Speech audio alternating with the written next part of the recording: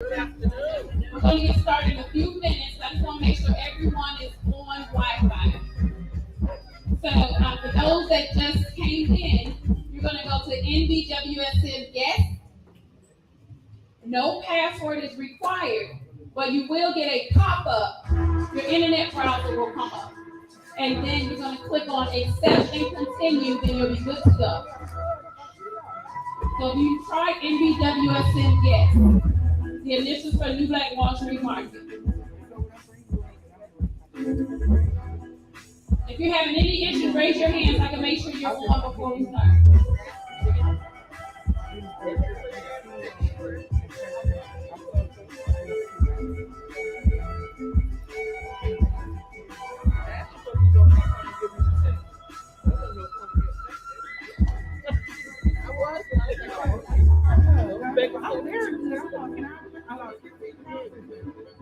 But I gained 5 last night. I remember I'm the biggest loser.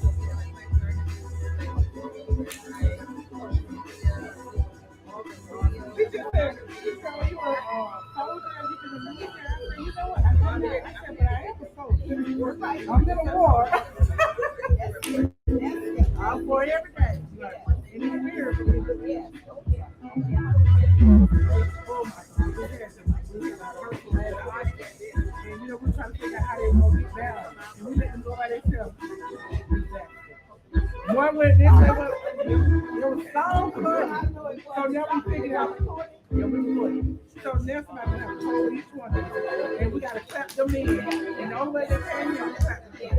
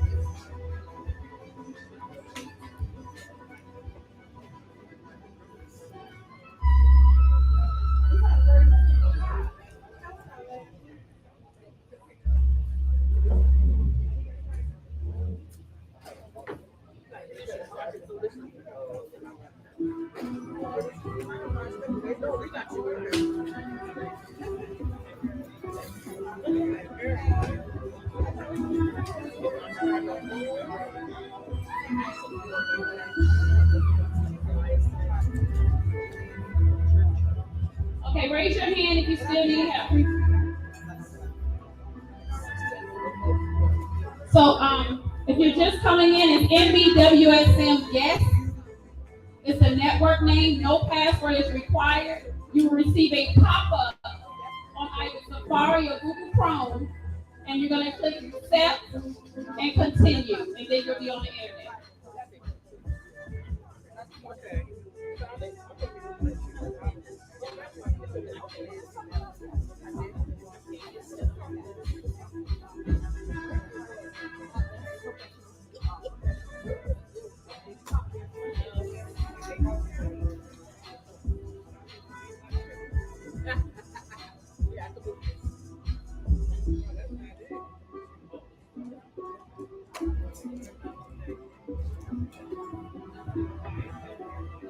I need y'all to get a map around here.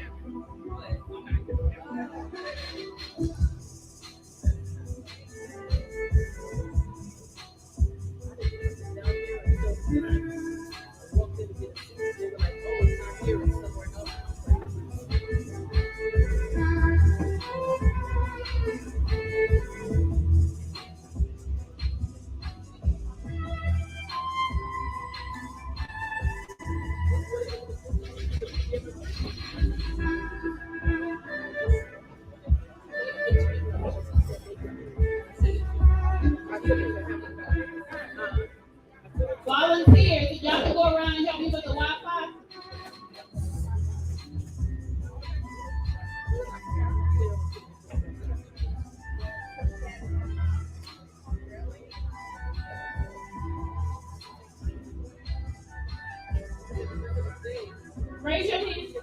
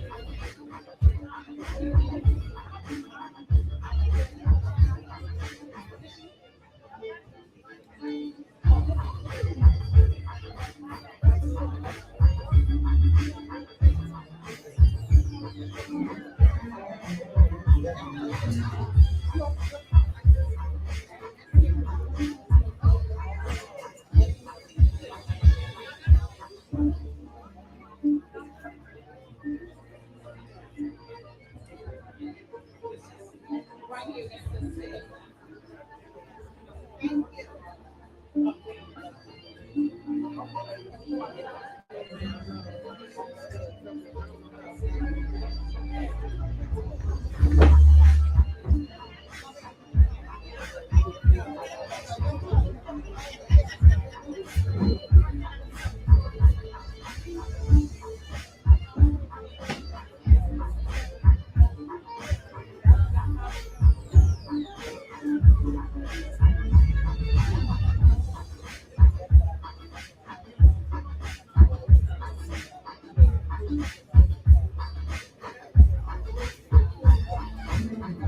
Okay, raise your hand if you still need help with the internet.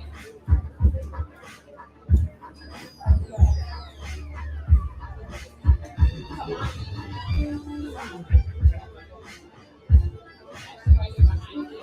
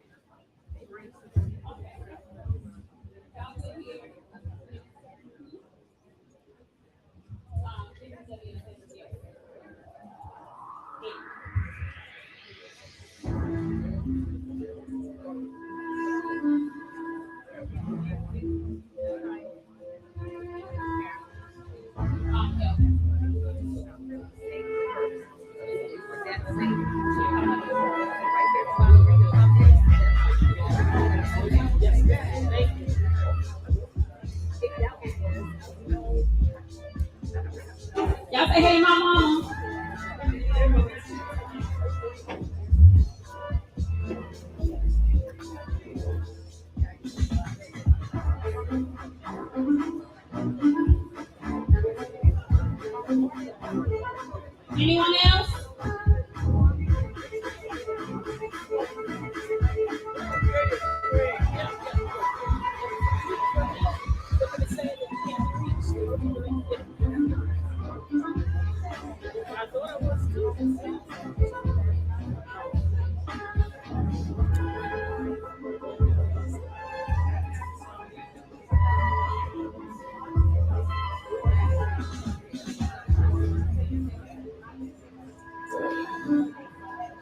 Volunteer,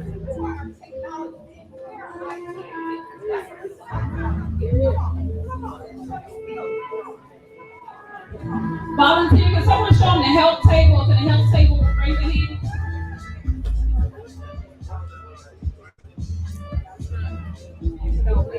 If you're at the healthcare table, raise your hand.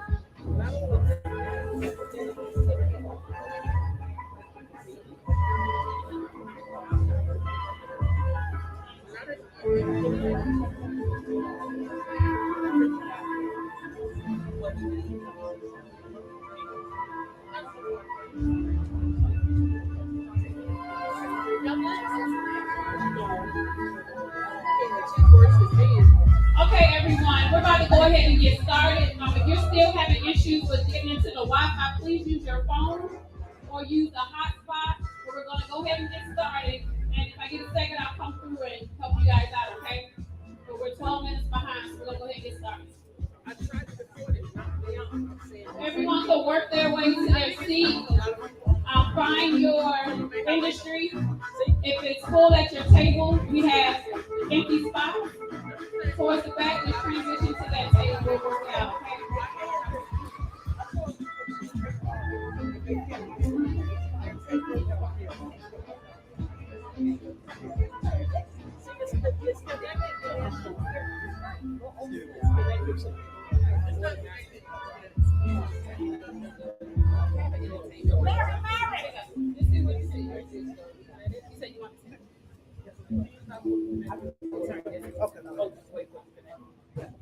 Good morning, everyone. Good morning. Good morning. Excited to be here. I'm happy to see all of you. Thank you so much.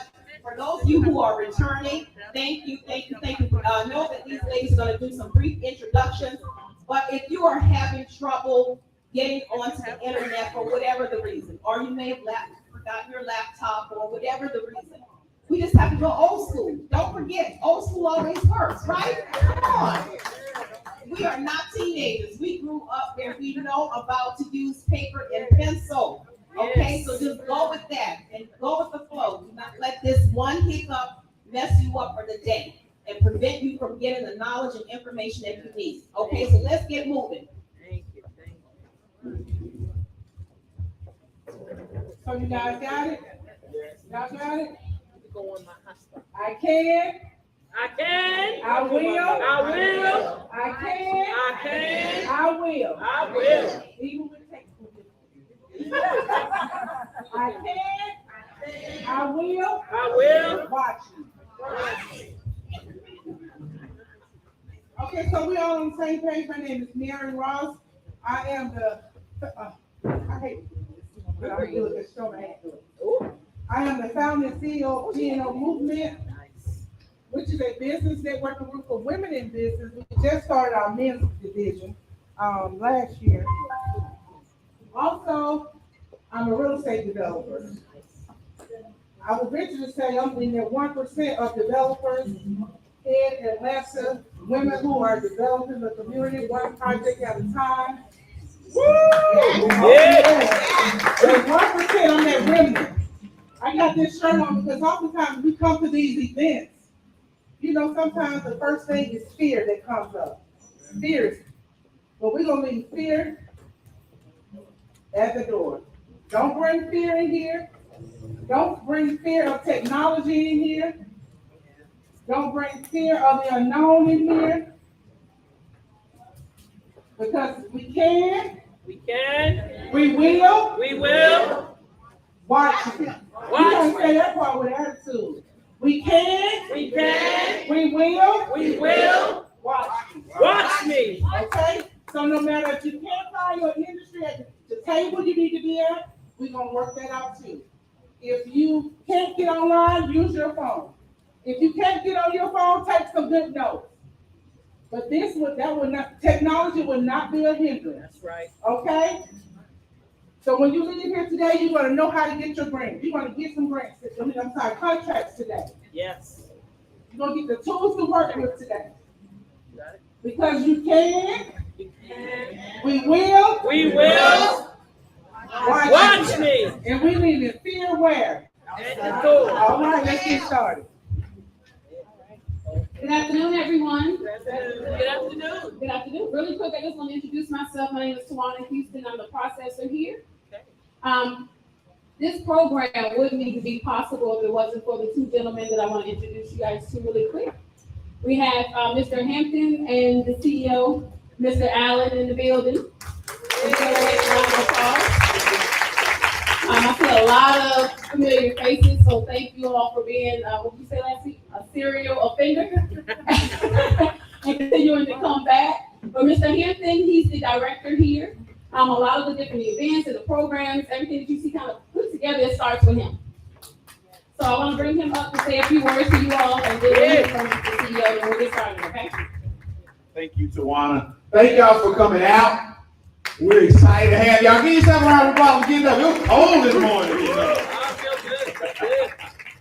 Look, the New Black Wall Street Market is a part of a 20-year mission and vision and effort of our CEO, Mr. Leicester Allen, to increase the size and the number of minority and women-owned businesses throughout the U.S. and globally.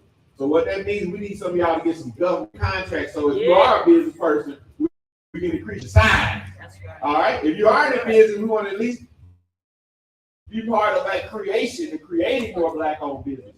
So our mission and our charge and what we live by every day is that we've got to create more opportunities to see more Black millionaires in this country. And I'm so grateful to have a star player like Tawana Houston on our team because she really is the glue that put this together. So I'll give it up for Tawana as well.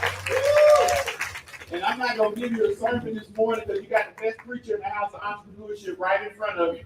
I program it and help design the program, but this is the man that paid for it. And the vision behind everything that we do. So without further ado, let me introduce our founder and the CEO of the New Black Wall Street Market and the Allen Entrepreneurial Institute, Mr. Leicester Allen. Yeah. Good afternoon, everyone. Good afternoon. You know, when I look back, a little over a year and a half ago, and I looked at this building, and it was a total vacant space. They had moved all the furniture out, all the shelves out. There was nothing there. What is the point? I had to visualize that if I put in the work, I had to have faith. And those of you who are biblical, you know that faith is the substance of things hoped for. The evidence of things what? Yes. Not seen. That's exactly right. And I'm gonna tell you, when you're trying to have faith, Lord have mercy, the devil is working against you. All kinds of stuff happens. Yes. I tell you, we decided that we were going to create the New Black Wall Street in the middle of COVID. So that was in late 2020. And we were going to let COVID turn us around. And kind of like the devil said, well, I'm going to put something else on you. I'm going to see if you're for real. So he allowed somebody to come in here and steal most of the electrical out of the building. And I was getting ready to fuss at my staff because they had not paid the light bill. I know I put the money there and the lights didn't come on. And so I hear this all the time, well, you just had to turn it into the insurance company.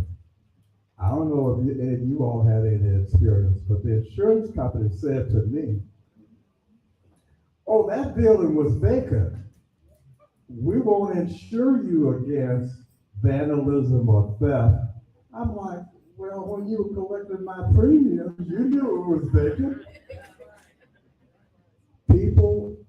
I had to come up with, I'm talking about before I get anything built now. I'm not talking what you're looking at now. There was no income, just vision, just hope, just faith. With more than $200,000 just to put the lights back on. So here you are today, sitting in here. We got a little bling bling as you walk in. We got signs. We got some place for you to sit down. We got all of this. I'm saying to you, have a vision, have faith, try different things. You don't know what you are called to do until you give it your best shot. And even when you have barriers and things that are working against you, those of you who have faith in God know that when He is working, He's more, when He's for you, He's more than the world against you. Okay? So here's what you can do to show your appreciation to the New York Wall Street. There are a couple things. One is go out of your way, even if you have to pay just a little bit more. Shop with our merchants here. We can't compete with Walmart. They can't even buy stuff at a fraction of what sometimes Walmart sell it for. And I'm not anti-Walmart. I'm just simply telling you that sometimes we just have to go out of our way to help one another. We use the phrases so often, it takes a village. We need to recreate some of our villages. So when you are here today, you're sitting in a recreated village, and I purposely built this just for this. I had to visualize. We're going to have different activities. We're going to have senior classes for physical development and maintaining. We're going to have workshops such as we're having today. I had to visualize this.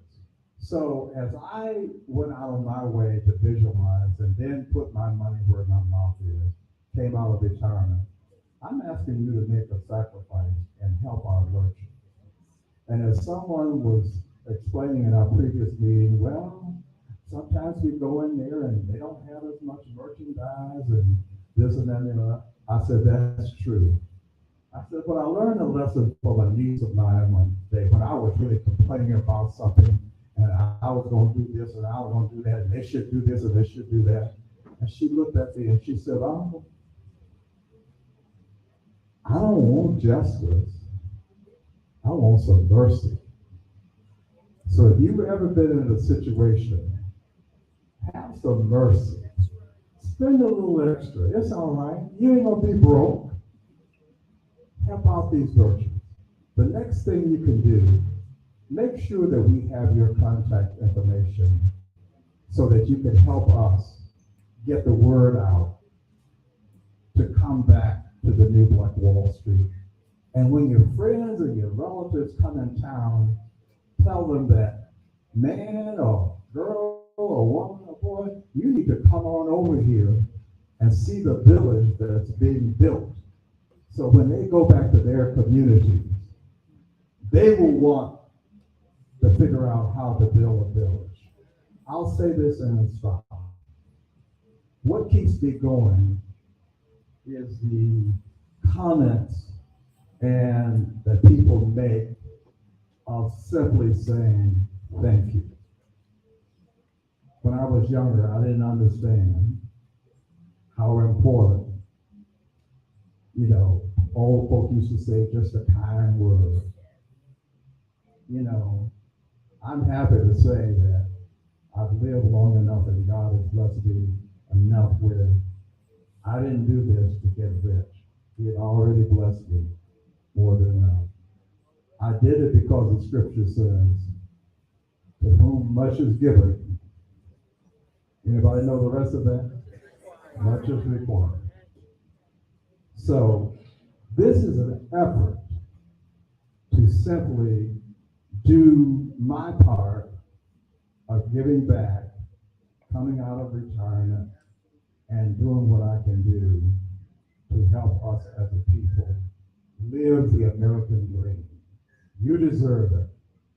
I know I thought I deserved it. That's why I worked hard to have ownership.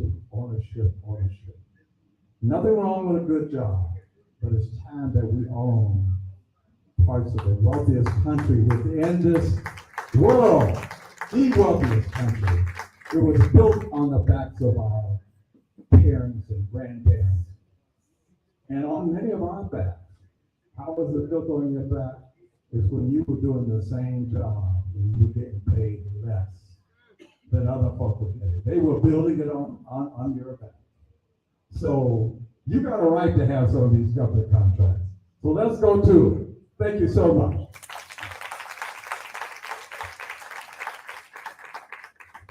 Thank you, Mr. Allen.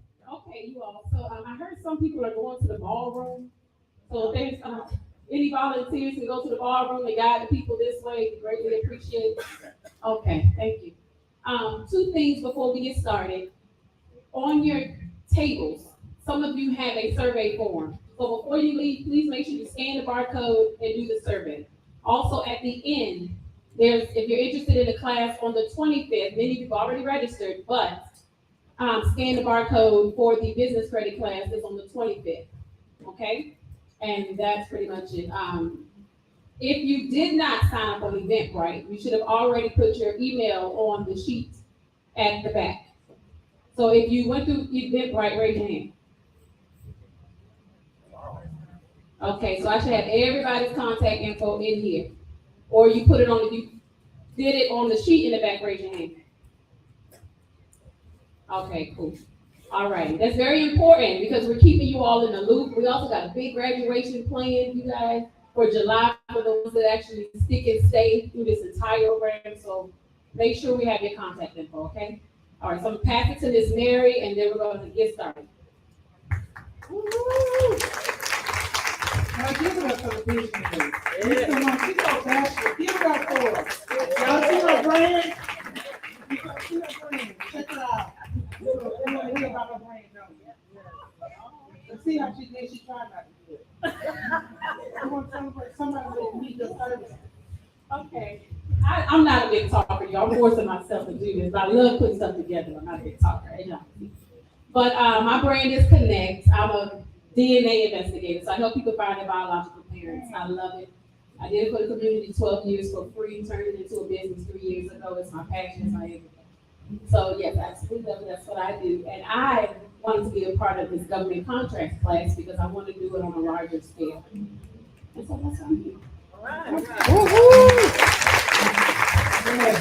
So I'm back to introduce our dynamic facilitator. How many got something out of last week? Woo-hoo! So how many newbies we have in here? Newbies. Stand up, newbies. You know we gotta put y'all on blast. Newbies, stand up. Wow. Okay. So did someone invite you or you just heard about it? Wow, that's awesome. All right, you can have a seat. So everybody else is repeat offenders. Yes. So when you say you're a repeat offender this time, that's a good thing, right? So all y'all repeat offenders, y'all know somebody came and said, what did she say? She said, I'm fired up and ready to go. So we're going to get started. We're going to give out some prizes on for the person we return, because I want to know who brought who. So if you just see me after, that would be great briefly, because I have a wedding today. My daughter's getting married. So we got some stuff going on, but I'm here serving because this is what I love to do. Our facilitator today is Tammy Fox, who I call her Miss Bailey, but did I say that wrong? I said affectionately Miss Tammy. She is the CEO and founder of Doraville Chamber of Commerce. She is, I was saying this morning, how do I want to introduce her? She is the procurement guru. Who know what procurement means? Who? Money. Money. Get the money guru. She is the get the money guru. So today you're going to get the money. Yes. Say, Miss Cameron, we want the money. We want the Y'all money. don't sound like y'all want it. Tell Miss Cameron, we want the money. We want the We money. got money. You can get some more. Tell them we can get some more money. Tell them we want the money, Miss Cameron. Y'all give this to, huh? You should be home, but this today I want you to be clear. Today I want you to speak loud and clear. So tell Miss Tim, I want the money. Miss Tim coming up. It's time that we want the money. Okay, Miss Tim, give me the money, Miss Tim, come Good afternoon again, Mr. Allen. Thank you so much for allowing us to be in this space, in this place at this time. And for those of you who are still on the other time zone, good morning. We know we lost an hour, we're in the spring forward, but we are here, we are happy, we are engaged, and I'm here not to entertain you, but to educate you, okay? So this is not about for entertainment purposes, this is really about education and training, and we're gonna get right to it. Hopefully you are connected to the internet, but if you are not, then certainly pen and paper will do, and pen and paper goes a long way, because there's nothing like writing the vision. There is nothing like writing the vision. Many times I have gotten, it's just amazing how I have started with spreadsheets, and I love spreadsheets. But at some point, sometimes I just have to put my pen to paper and start writing it out so that I am real clear about what it is that I want to do. Last week, we talked about just a really brief synopsis and overview of what we did last week. We introduced to you government contracts, and we started out by talking what's the difference between grants and contracts. So can anyone tell me real briefly, what was the one thing you picked up or two things you picked up to know what's the difference between a grant and a contract? Anyone? Yes, so the young lady right here in purple, yes. A grant is basically, Sarah, please. a grant is basically for nonprofit, and it's normally a set amount that is awarded to people who are doing community service or things outreach, for maybe social issues. Okay. A contract is basic, or government contract is, you set the price, and you offer your services or product, and you apply it for the government. Almost. You're almost there. You got it though. You got the gist of it. It's more in your head than it is in what you stated, but you have it. Understand it. Anyone else? Clarify really quickly. Yes. A grant, you don't have to pay back, right? A contract is negotiated between you and government at a price for your services, right? Okay. So here's to clarify really quickly. The grant, what it stated. So if you take your piece of paper, this is where your pen and paper comes in handy. Draw a straight line down the middle, grant on one side, contract on the other. Grants can be given to any individual, any company, any church, any for-profit. Grants can be given to anyone. During the pandemic, we saw a lot of grant opportunities. I gave the ladies here 2 grants last week. Did anyone apply? Amber Grant and the Awesome Grant. Did you ladies put your stuff in? 2 grants for women own small businesses, Amber Grant and Awesome Grant. And so a grant can be provided to anyone. So again, if you take your piece of paper, draw a line straight down the middle, put contracts on one side, grants on the other, doesn't matter which way. Grants can be provided to anyone. It's an application process. You still have to go through it. You're not necessarily bidding for it, but you are still competing, right? Because it's not just given to you. And when the young lady talked about not having to pay back, you're not having to pay back either one, grants or contracts. There is no payback. You are providing services to the entity that has made the request. So on grants, in the past, people have known about grants more for nonprofit organizations. But now we have dispelled all that. I knew, but many people had no idea that grants are available for for-profit businesses as well, and for individuals, and for-profit businesses, and for churches, and for neighborhoods, and for senior centers, and for grants can go a long way. It depends upon the agency that is providing the grant, okay? On contracts are you're competing and you're bidding. That's the difference. You're bidding. With a contract, the government agency states that what they are looking for, product or service. The government has a need for janitorial services. So if we were to take this building and think of this as DeKalb County or DeKalb County's business center, which it is. And this was a contract. The agency is DeKalb County. This is not a government entity. This is privately owned by Mr. Allen. But if we were to transform this to a government agency, this agency, which is located in DeKalb County, DeKalb Center, needs services, right? The services that they need, look around you, needs everything. Someone to clean the floors, someone to keep it clean, someone to clean the bathroom, someone to paint, someone to provide curtains. Those would become contracts. Government puts out contracts for the services and products that they need. And they look for small business owners like yourselves to respond to the request. That is a contract. Now, if we were to turn that and say for a grant, Mr. Allen could put out a grant. You could put out a grant. Anyone could put out a grant. I put out grants. And we just simply say, we want to support what it is that you're doing. We want to see more of it. We would like to educate the community. We want to support environmental issues. We want to raise awareness around any number of issues, all right? And so that becomes a grant. The person wants to support. So that's the difference. The other thing with the contract is that the contracts are, you're telling the government what it's going to cost for them to get your services, to provide the services. The grant states the amount up front. The grant may be for $25,000. The grant may be for $1 million. But the contract does not typically state what the amount is, because the government is looking for you to say what it will cost if they were to get your company for the contract. The other big difference with contracts and grants, and this is the last point, typically contracts are for multiple years, or it can be for 1 year. Even if it's for 1 year, you are then paid that same amount every month. The government pays every 30 days on time. Now, I want to dispel the myth, because sometimes people will state the government doesn't pay on time, or the government doesn't pay at all. That is not true.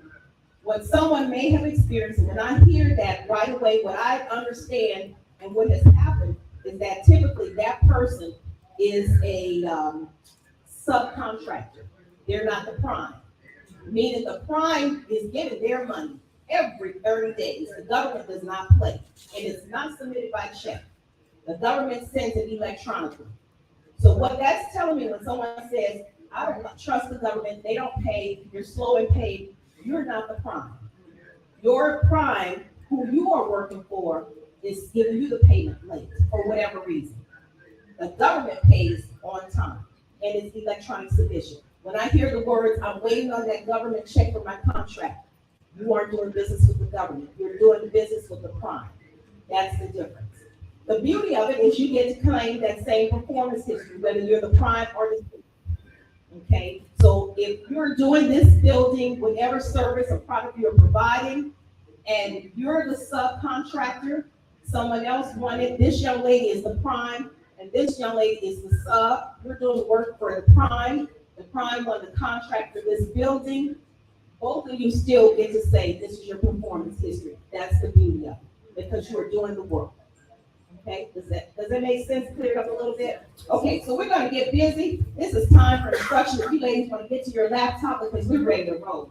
Okay, so I need for you to pay attention, because it will go quickly, and the information, and I need for you to be on point. So where are we gonna start today? You heard me mention last talk about performance history. If you can get to an Excel spreadsheet, if you can get to your Google Drive, if you can create a spreadsheet for yourself, just either open up Excel or go to Google Drive. Okay, so for those of you who, and I left this blank because I really want you to see how quickly I got to it. So I went to Drive from Google, and then from going here, all my sheets. I'm a spreadsheet person. So here I created my spreadsheet. I'm starting with a clean slate because I want you to see from the beginning how simple it is, okay?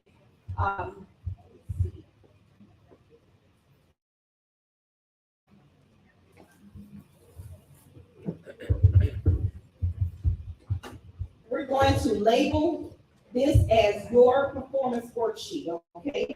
So I'm putting my name, but you're gonna put yours. This is going to be your performance worksheet. All right, you all with me?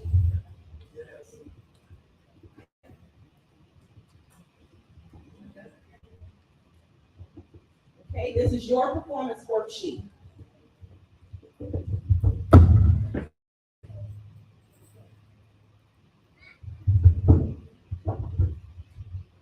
Okay, I'm going to show just briefly. Again, if you're on a regular worksheet, this may work. I'm doing some things just so that I can format it correctly. I'm doing a wraparound. I'm also bolding my first line. These are just some things for me. You do it however it works for you, okay? This is class. If you were at home, you have more time, but this is for classroom instruction purposes. So make it work to the best of your ability. If it doesn't wrap around from you, it is quite okay. What I'm really trying to get you to do here, the reason for a performance worksheet, performance history worksheet, it is to capture where you are. Many of you have your businesses here, but there are some of you who do not have your business and you're trying to figure it out. And so what I tell people, this is a good indicator for me when I'm working with clients to know where we really are going to start in this thing called government contracts or procurement.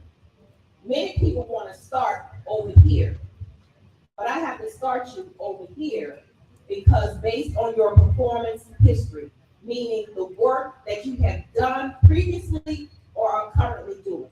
That's the only way it's going to make sense. You can't jump into driving a tractor trailer if you have no experience with it. You have to have some performance history, some training of some sort. It's the same thing for contracts. You can't just jump into it. No, where should you start?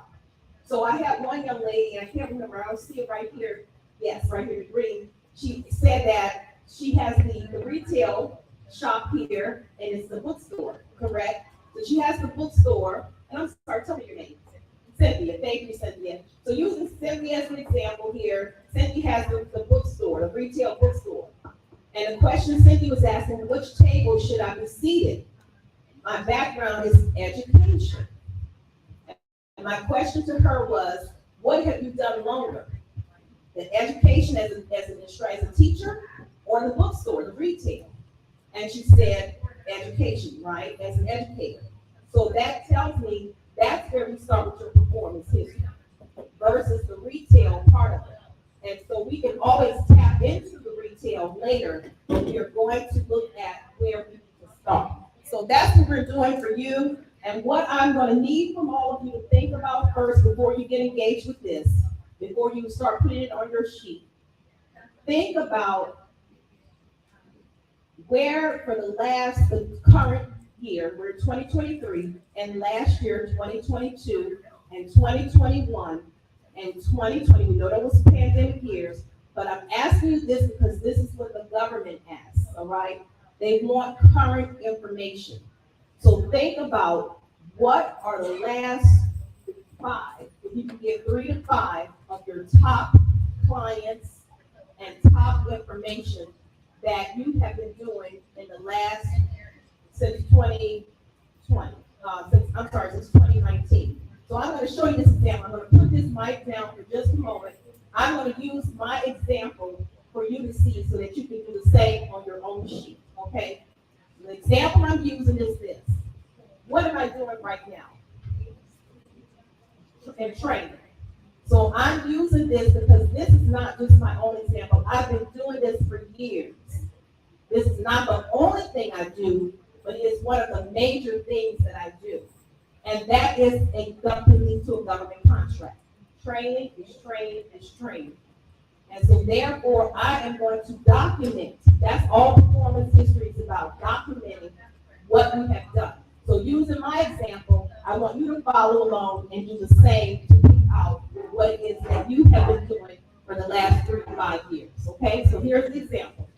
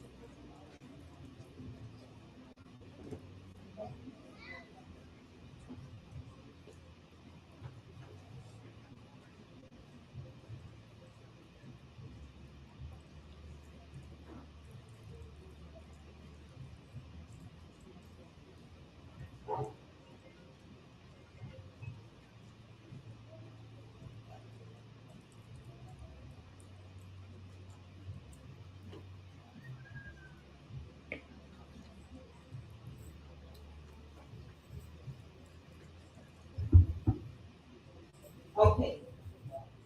I took just a moment and giving you some quiet time there so that you can think also. So that's intentional. Because sometimes when people are just talking and you can't really focus and think. This is a performance, an example of a performance worksheet. It's yours. No one else sees it but you. Okay? So the information I'm putting here is pretty much a lot of what is required for government contracts. But certainly it is what you want to take a look at for your own industry. So I'm going to read out all of this so that you can see it for those who cannot see it in the back. So what I'm putting at the header here, this is again my example, you're going to do the same. Now, where we say client, this can also say the word project, a project you may have worked on. It also can say contract. Maybe you have had a contract and you didn't know it. You can put the contract number, you can put the project name, or you can put the name of the client. Any one of those will suffice in that space. But that's number one on your spreadsheet, okay? So you're going to document your client's name, the name of the project, or your contract name and number. That's number one. The next part is that you want to indicate what are the dates of performance, because the government wants current information. So they don't want to know what you did back in 2015. That's too old. Current is the last, within the last, usually they would tell you they want the last 3 years. The government's favorite numbers are 3 and 5. So they would typically want to know what you've done in the last 3 years. But because of the pandemic, a lot of agencies have been asking what you've done in the last 5 years. So it gave you some time before the pandemic, right? So you want to capture that. But dates of performance here, I started this training and I put that. Now, if it's something that's, in this case, I know when this part of this training ends, so I can put the closing date. But if it's something that you're still working on, then to put the start date and then current or present is the word you would put. To put just the month and the year, or just to put the year, is unacceptable. That is not going to fly. You need to be specific, okay? And the date, the specific date, that may not be totally accurate. Sometimes it was in May and it was 2019. Maybe you didn't know the exact date. That's okay. A roundabout is okay. Don't stress about that part. But to just put the year or the month and that's it, that's not acceptable. Okay.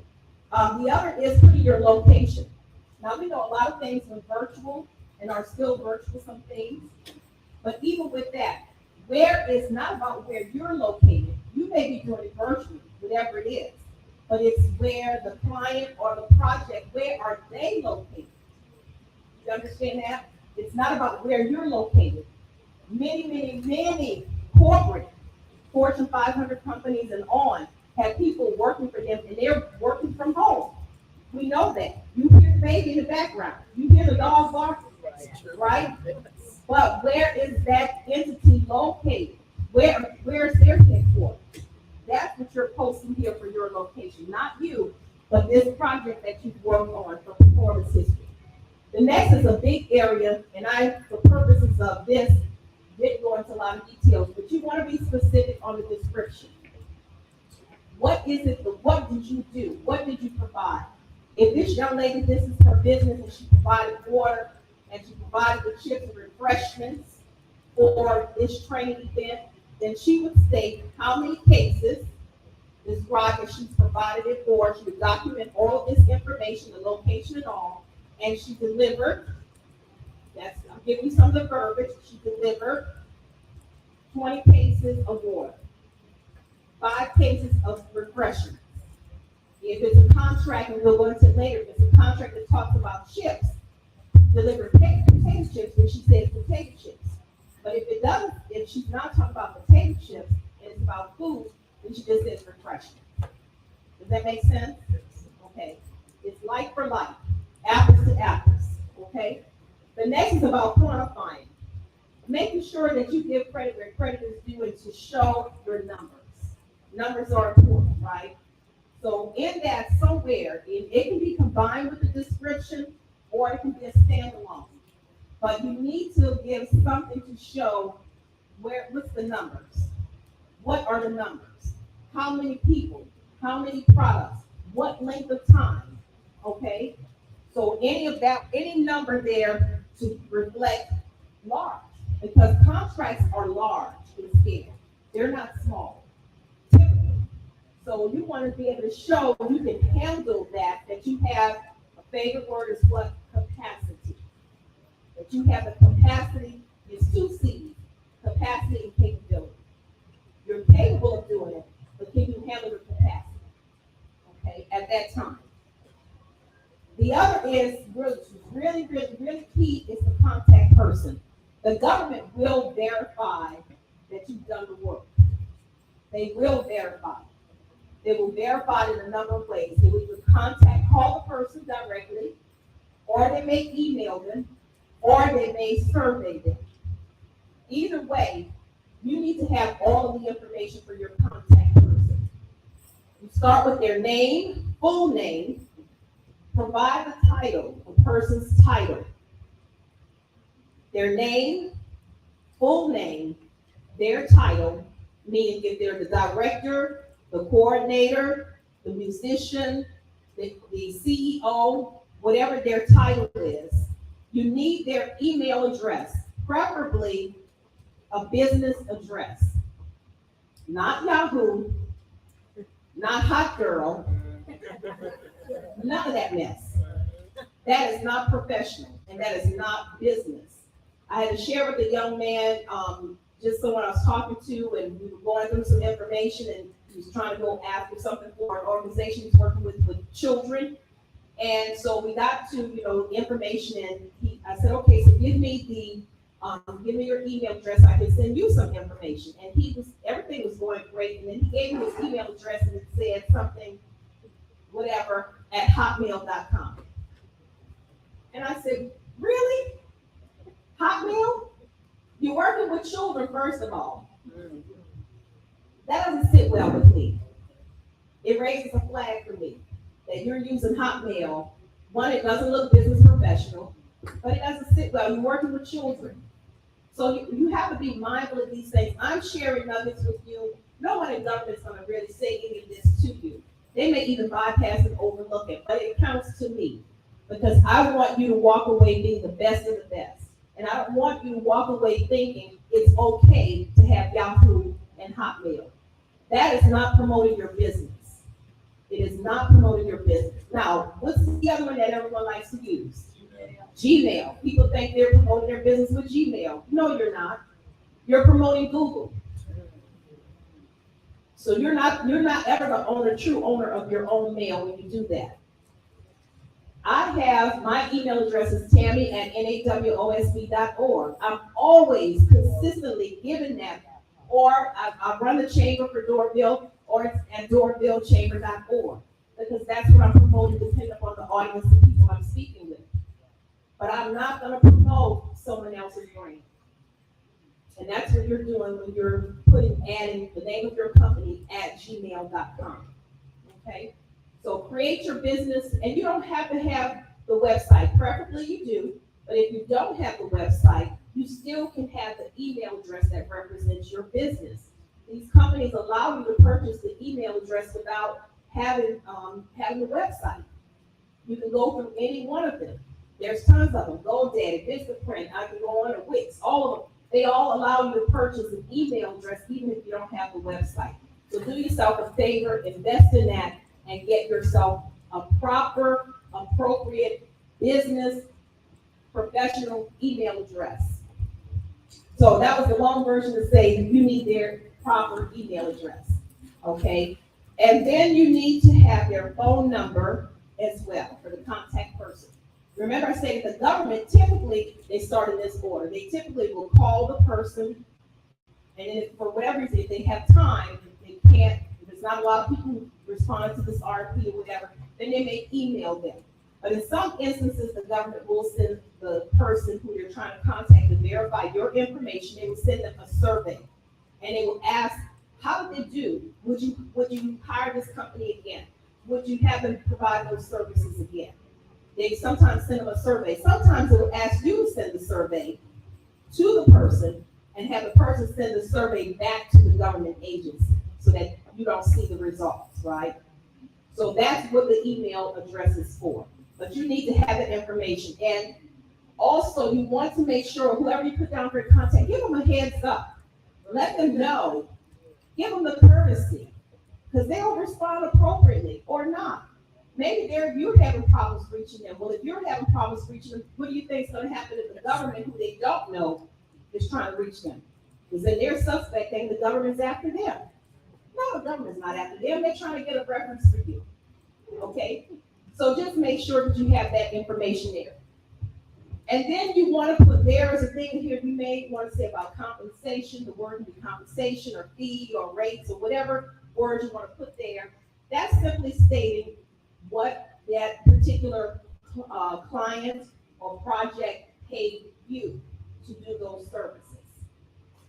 Now, some contracts will ask that because they're trying to gauge, well, what realm are we talking about? So say if you're a construction worker and you're doing roofs, and so you come in and you fill in all this information, and the client is City of Decatur, the dates of performance, you get that information. It's a year-long project. You put in the location, and it's downtown Decatur.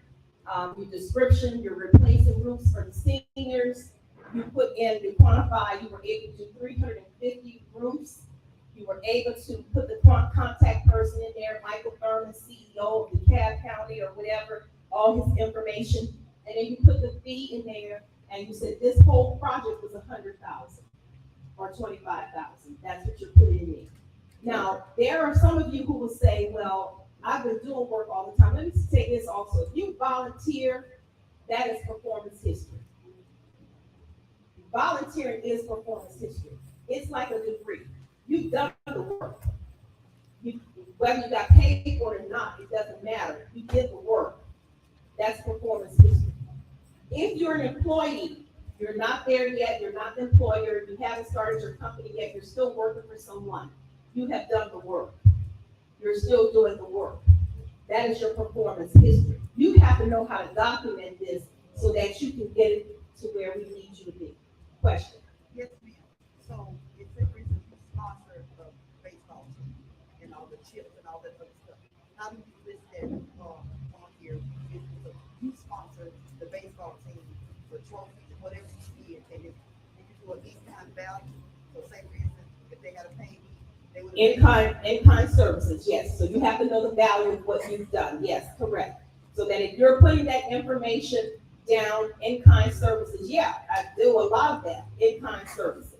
And so I document that because in-kind services simply mean that you have provided your services or your products and there was no exchange of funds. You gave it willingly or they asked for sponsorship, but at the end of the day, you still provided the services or the products. That still counts. And that's what you would document. Yes, question?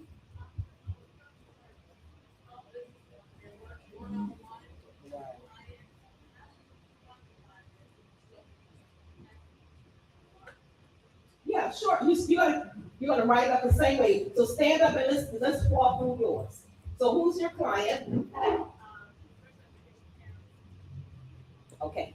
So I'm gonna type in something to show your example. Need the glasses. Here comes the time. Okay. Okay. So your client again is who? Okay, that's not giving me, that's broad, I need specific. Who is your client? What's the name? Is it the county? Is it a specific school? Who is your client? DeKalb County, parents. Okay, that's the client.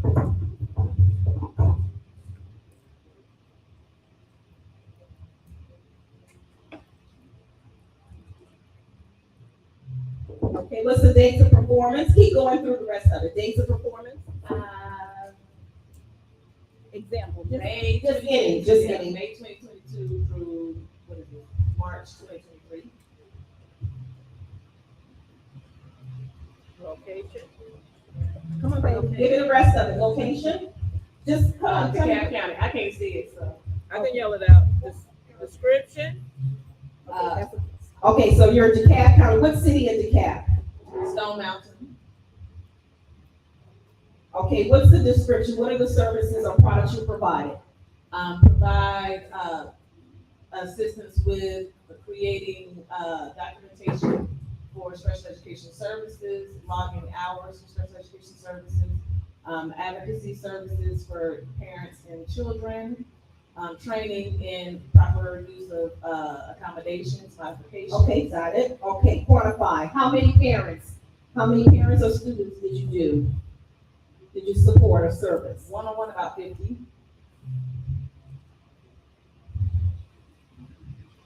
50 parents and students, and how often did you do it? Weekly, so how do you say that? Weekly for how long? For this duration time, for a year? Yes, ma'am.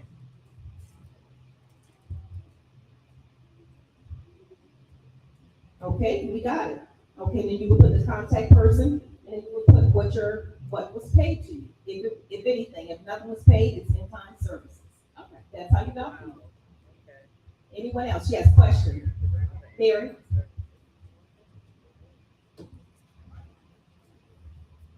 Question?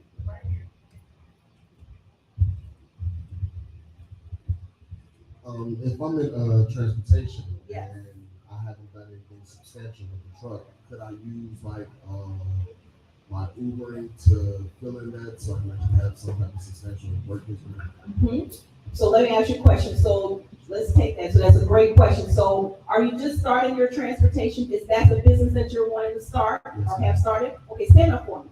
Okay, so that's a great one. So you're in transportation, you're starting it. Have you started the company already? I got the name, yes. Okay, all right then, good. So have you done transportation before? I've worked for mattress firms, so I can deliver mattresses. I've worked with Amazon. Yes. They're free. Nice. Okay, perfect. You're a great example, okay, of what many people are here. So how you document something when you are transitioning from being the employee to employer, you start your business, right? So for you to capture this, you're really this is gonna look like your resume, but you're gonna put it in this form, okay, to show. So in your examples, you're going to list Amazon as your client or project. You're going to, I heard you say mattress firm, and give me a third one. Like I said, I've been back and forth with I've done Uber, perfect. So this is who you're gonna document to show your performance history. Okay, so your performance history, and I know some of you can't see this, bear with me a second.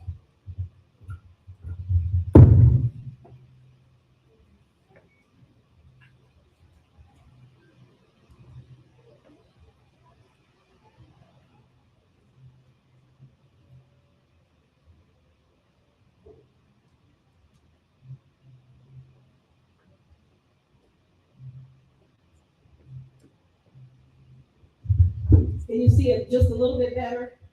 Okay.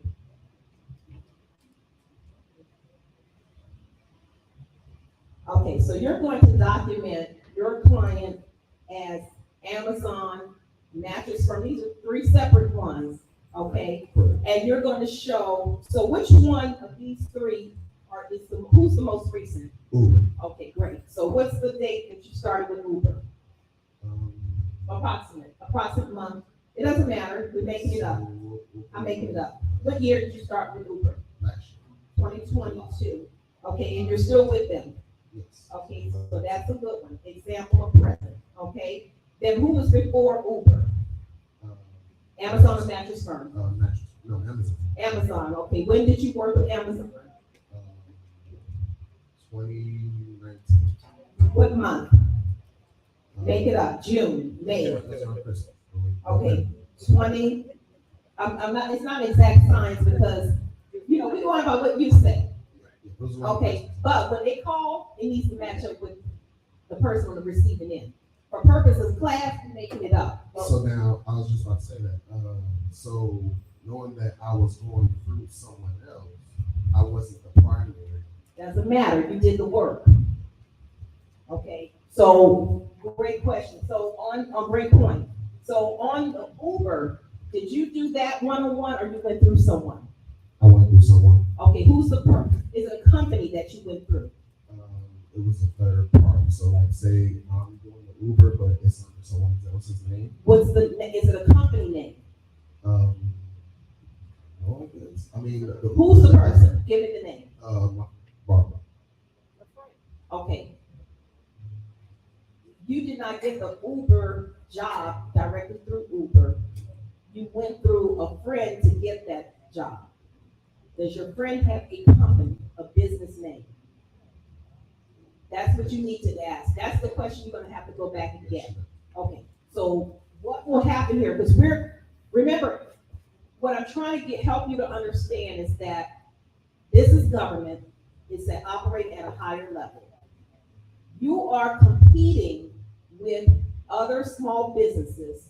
And if you remember last week, what did I say small businesses according to government, what size is it?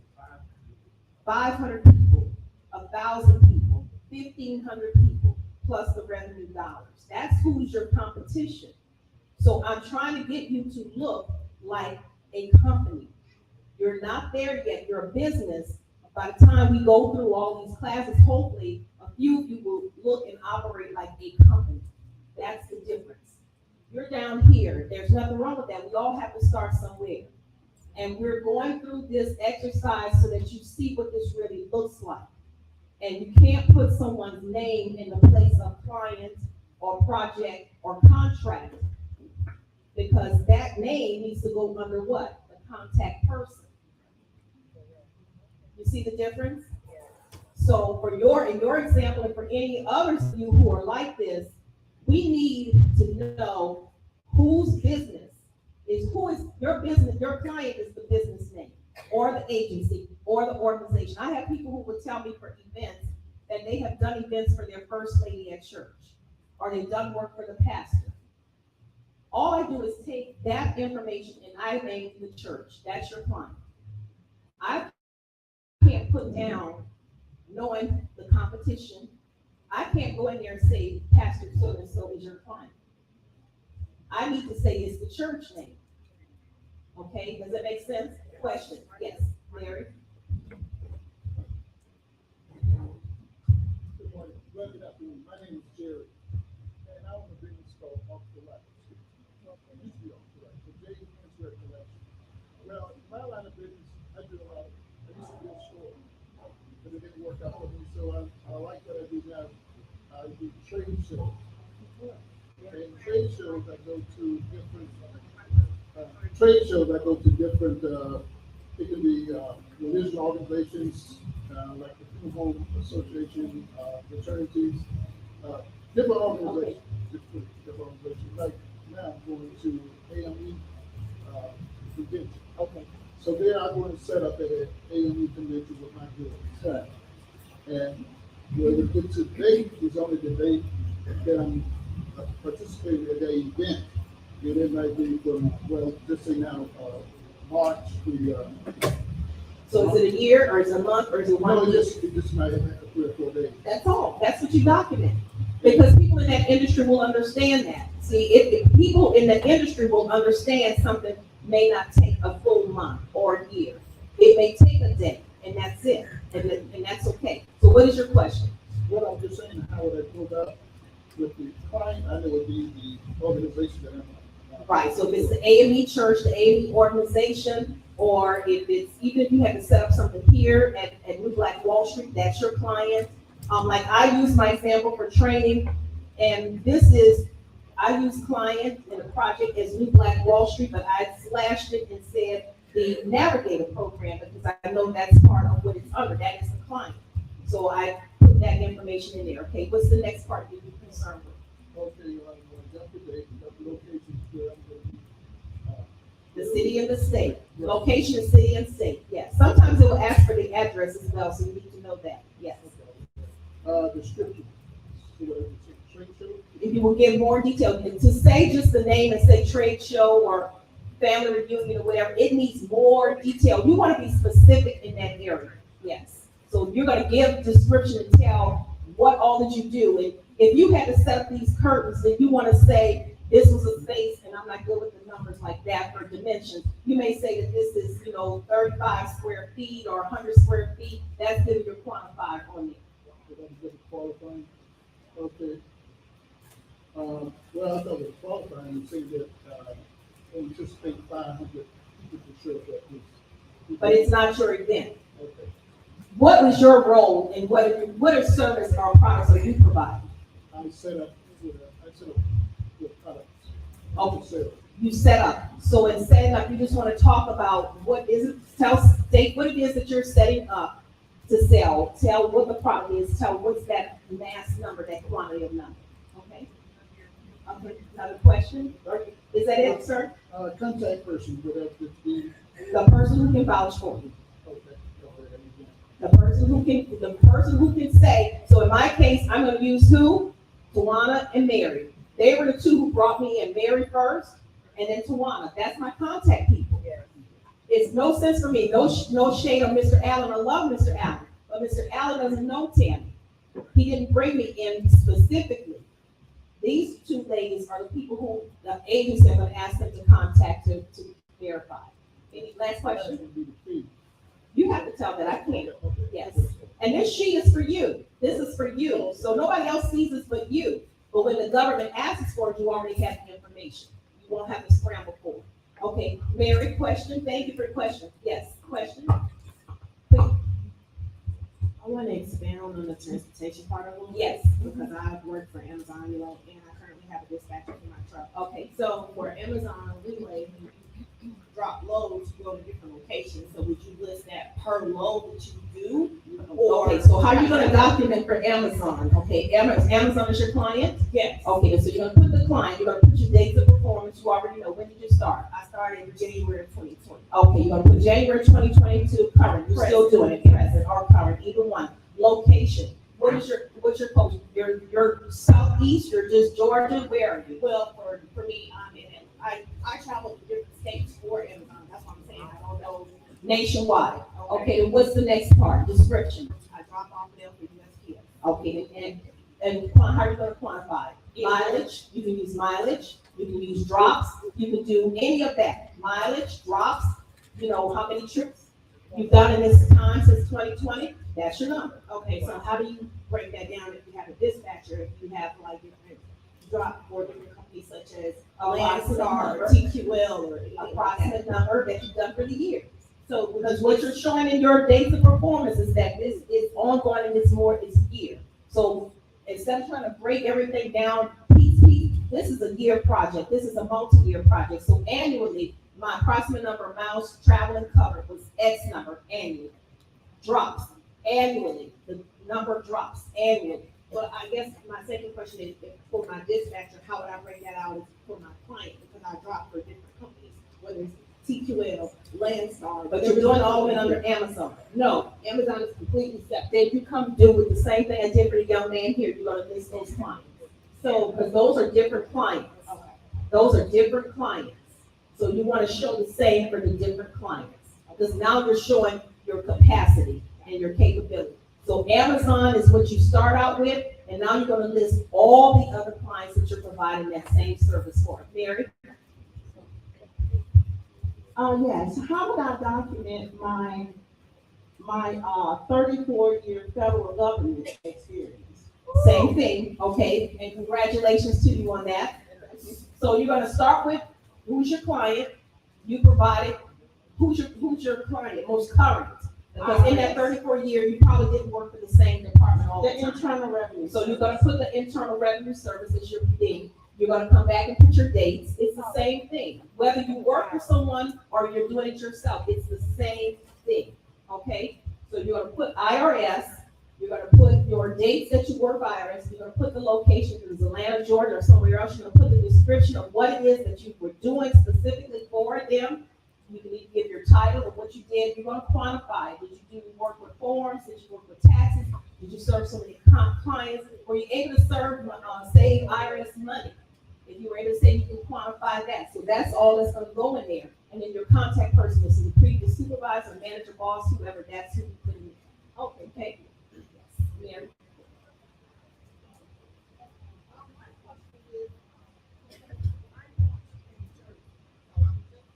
I'm just here in Georgia. I'm getting ready to get started to launch.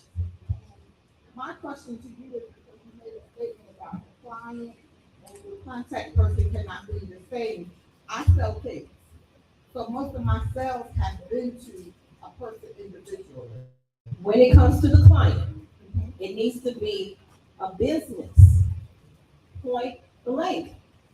It needs to be a business. If the person you sold the cake to is an individual, do they operate in a business? Is it the pastor's church? I gave an example. The first lady asked you to give us 12 cakes. The client is the church. Put the church name. So if the individuals that I've been selling to, It's not gonna work. don't put them in just. like It's not gonna work. or something. This is not gonna work. Simple that. It's not gonna work for government contracts. Please get in your head space. You are competing. You may be competing against Uber. You may be competing against Kroger, Publix. You may be competing. The difference between you and them is the government wants to do business with you as a small business, minority, woman-owned company. I'm trying to get you through the door. We got a whole lot more to cover, so I'm gonna hold off on any more questions because I really gotta get you to this other part. Because when you see the last of this part today, you're gonna get your act together real quick. We're done with that for now because you really have to grasp this part of it. And this is a starting point. This really should not take this long because you want to, what happens on this? And this worksheet is an ongoing worksheet. It's not a one-time thing. I have documented all of my years. This is not the only thing I do. And this is ongoing for me. And every chance I get, I try to remember and go back and update it because you will forget what you have done. But it also helps because it's your history of your performance. And it's a good indicator, a key indicator of where and what types of contract opportunities you can do for the government. So if you do not document it, you're going to be guessing. And you may miss something. I'm gonna give this one final point of here. I had a young lady, I started the same thing with her and working with her, and she's a client. Her business is marketing. And so she said, I want to do marketing. And I said, great. And so we started the same process. And we were able to track some performance in the marketing area. But the more we talked and more information I was able to get from her, I found out that she had a medical background. She was a nurse, a registered nurse.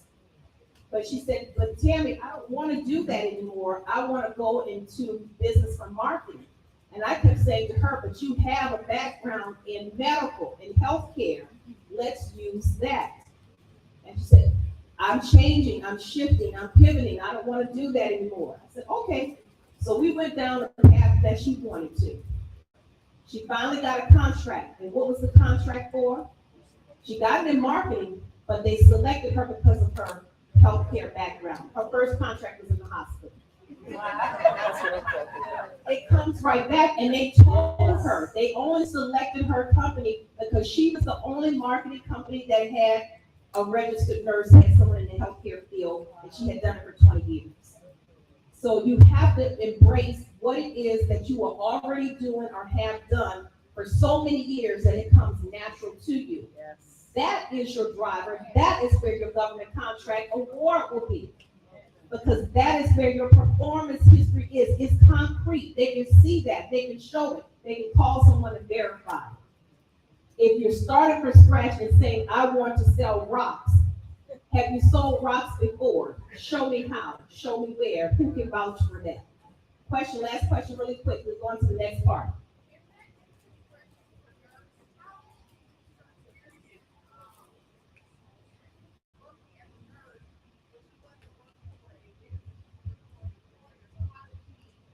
How did she use her experience as a nurse in that situation? Because she wasn't open for her business. She was still, the contract called for marketing, so it brought it out. She led with the marketing part of it. Great question. She led with the marketing because that's what her business is.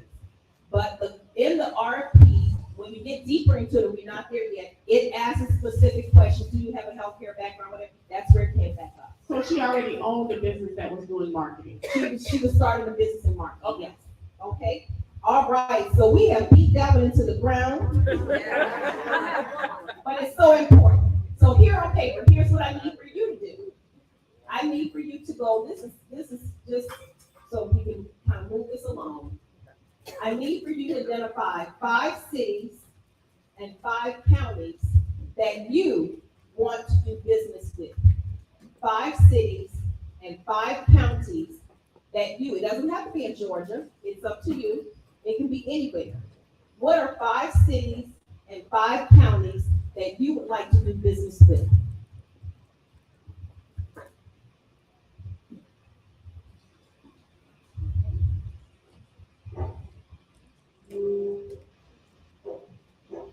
While you're doing that, here's the next part. Many times I get the questions from people about where do you even find opportunities, right? People always wonder, well, where do you even go to look to see where opportunities are? That's a big question. That's a real question. So here is the quick short of where you can go to find any government opportunity at no cost to you. Because there are sites that will charge you for what you can do for free. Okay, I'm going to take you to the long way first, and then I'm going to do the short, easy way. And we're going to do the long because I really want you to know how to go about doing this, and in case you forget what it is that I've stated. This is a real easy, simple way. The simplest way to find government contracts, and again, because I asked you to put down 5 cities and 5 counties, you're going to simply type in the name of the city.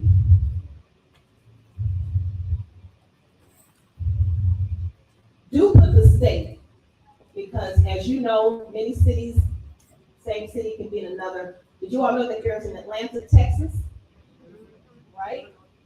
Right. So you have to put the name. So Stonecrest, Georgia. You're going to put bid, the word bid, opportunities. Okay, you can do this for every city, any city. You're going to put in the word Stonecrest, Georgia, bid opportunities. Now, when you're doing this, you want to come down, be very careful, because everything up here before, all these .coms, these are private marketing, other tools. But I'm trying to get you to where you need to be, because we're going to stay just with the government. And so now we're looking at City of Stonecrest bid opportunities. You know you're on the site, it says .gov. And it says bidding opportunities. So for those of you who are following along with me, and that your laptop hasn't timed out on you because we were talking so much, refresh that screen and type in City of Stonecrest or Stonecrest, Georgia, bid opportunities. You can do this for any city. So stay with me, and we're on Stonecrest. So we went right to it, right?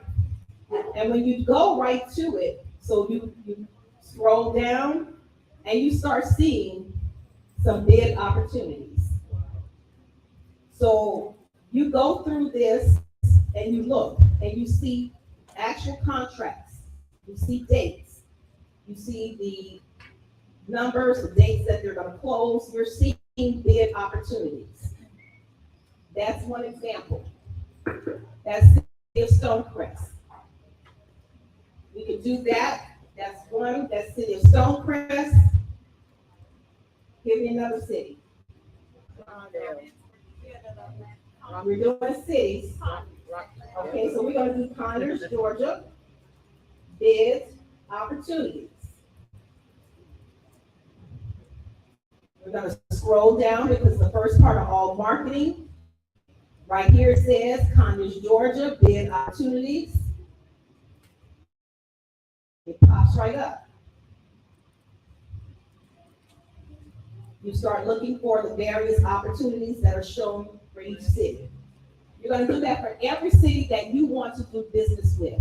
I'm showing you the long way, but I'm showing you how you can do it yourself and get to this information without having to pay any resource to get it.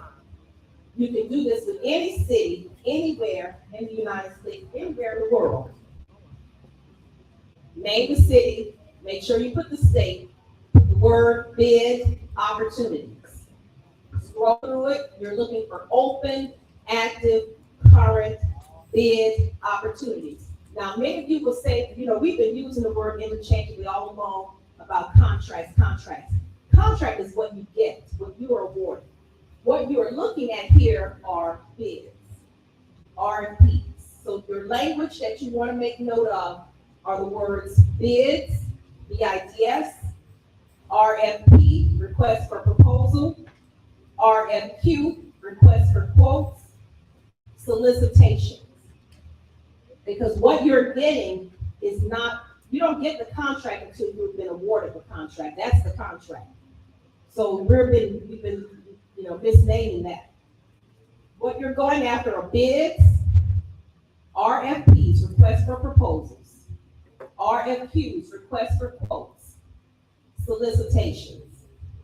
That's what you're going after.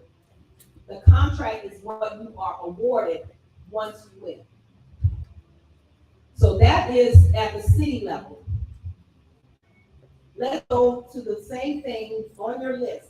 You listed 5 cities. Let's talk about your counties. Question. Okay, so if you got, okay, every city is like have a bid, right? So one was for transporting people, or whatever. What if you didn't get anything for the one? Okay, I'll cover that. Part. So we're not there yet, but we're going to get to that. So counties, you're going to do the same thing. So we're in DeKalb County, right? You want the same thing, DeKalb County, what? Georgia. DeKalb County, there's a DeKalb, Illinois. Come on, be specific. You're business people. We can't do shortcuts. Okay? So DeKalb County, Georgia, bid opportunities. Scroll down, right here, what does it say? Active, ITBs, and RFPs.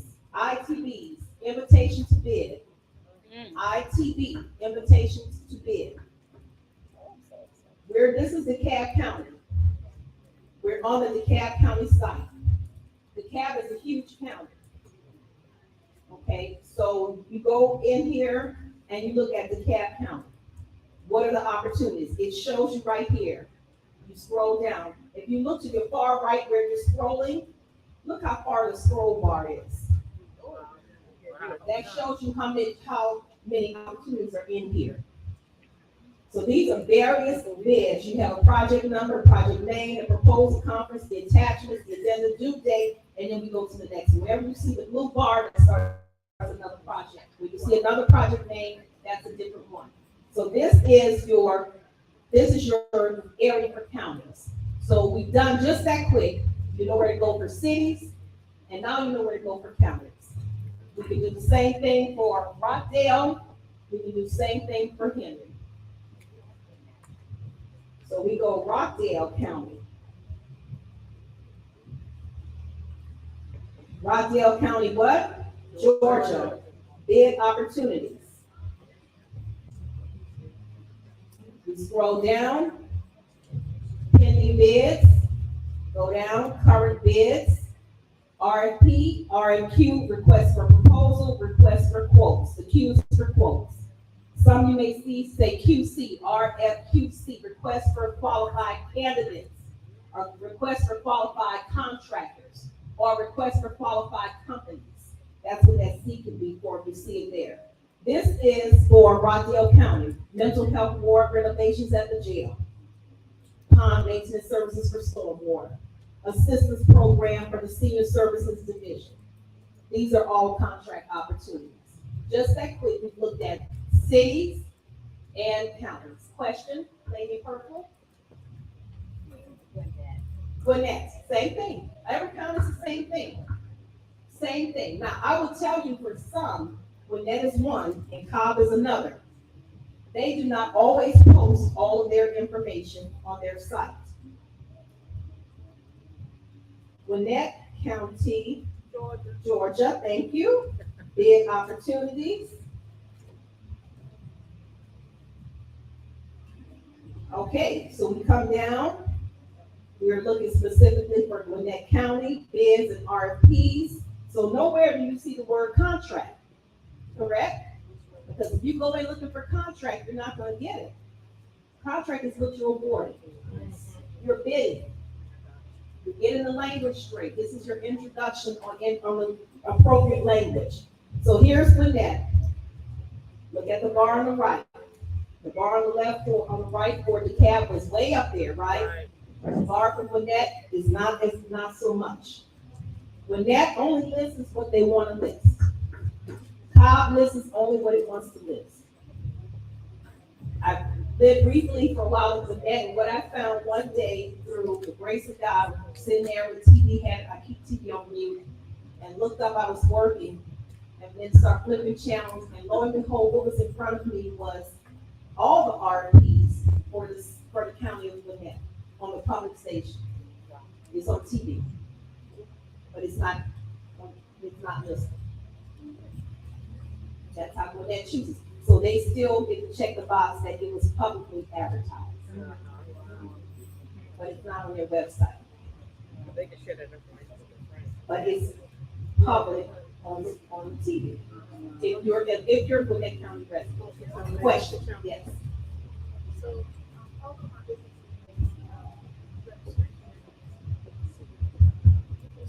can do contracts anywhere. It doesn't matter. You're a business owner, you're a CEO, your company can provide products and services anywhere in the world. It's up to you, your capacity and your capability. You can provide services, products anywhere in the world. It's up to you. If you have what was the first thing you started? Performance history. You have performance history, you're an educator. How many years were you an educator? Approximately 14 years. You can do this anywhere in the world. And because of the pandemic, now many of us had to pivot and forced to do what things virtually. People's business picked up during the pandemic. I'm one of them. So everything that I'm doing right here today became 100% virtual. So I had a broader, larger audience of people that I've never had in my entire life before. So you can do the same thing. Yes, question? I have a question. I would like to know if there's a dollar amount for those bids being posted with the counties or city. You know, as I stated before, this is a bid. The government is looking for you to state what is your amount. No, my question is for the agency to post a bid, is the dollar amount for them, like it's 25,000 for those opportunities that they post, or less than 25,000. That's my question. Yeah, I see what you're saying, yes. So if they're to post everything in the system publicly. However, for those that are, what you're going to receive of a simplified acquisition, something totally different, those do not have to go out to bid. So if something is maybe 25,000 or less, those do not have to go out to bid. They do not have to be posted publicly. However, and if you're kind of tying into what I stated about Gwinnett, that's not the case. We're talking $1 million bids. They just choose to put it in a different format. Okay, so you have the cities, you have the states, you know where to go and look, correct? You can do this on your own. Really quick, for the last 30 minutes, I need for you to do two things and have to be really quick. We cannot take all the time we did with performance history. But it was important for you to know about performance history because you have to know where you can start. Where you can start. It doesn't mean you're going to stay there for a lifetime. It only means where you start. So I'm giving you the building blocks. Looking at your performance history, capturing your for-profit. You've done commercial cleaning, but you've been doing more residential. Residential is not going to count. It needs to be more commercial. If you've been providing water, you've been providing it for the parks, you've been providing it for youth camps, you've been providing it for the churches, that's your client, that's your project. Okay, you got to get in that space. And the more you do it, add those numbers, putting it on that worksheet will help you see your growth and see what areas where you have been successful. When I look at my training, when I look at working with clients and all of that, it helps me to see where I have been spending most of my time and who's paying me for my services, right? So really quickly, one other thing I want you to do, back to your spreadsheet. We're gonna do another spreadsheet.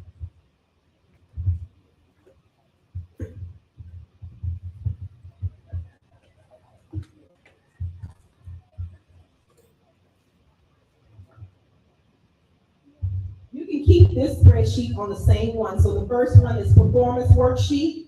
I'm clicking here at the bottom, I'm adding a sheet. And when I add my sheet, I am now going to capture some more information. On here, this is right before we get ready to go look at specific bid opportunities. So on here, I want you to capture, right here. I want you to put down due date,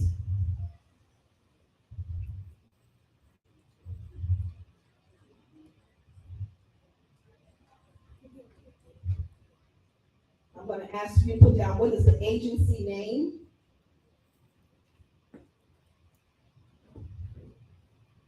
what's the location, what's the description, okay? So we're putting this spreadsheet together because this is going to be known as your go, no-go worksheet. I do this every day, all day for myself, for my clients. Go, no-go worksheet. It's saying this is the contract I'm going to go after or I'm not. But you won't know it until you go through this part of the exercise. So you're going to put down first, what is the due date? What's the due date of this bid you're going after? What is the agency? Name the agency. We're going to read the RP so you're going to see it. What's the location? What's the description? And I'm going to leave this last part blank because when we get to this next part, you'll start filling it in and you'll catch on to it. Okay? Quickly, we're going into the very next part. This one requires you to really stay focused. Now, I need for you all to promise me you will be focused. Because people lose their mind when I show you this part. And when you see it, you start thinking about everybody in your household, every cousin that owes you money, every relative, your neighbors, everybody but yourself. And I need for you to stay focused. I need for you to be thinking only of you and your business. Only, exclusively, promise. Okay. All right, we're going to see. You all say that. So the site we're going to is SSL dot D as in David, O as in Oscar, A as in Apple, S as in Sam, dot state dot GA dot US / GPR, Girl Private Rabbit. This is the Georgia procurement site that we're going to.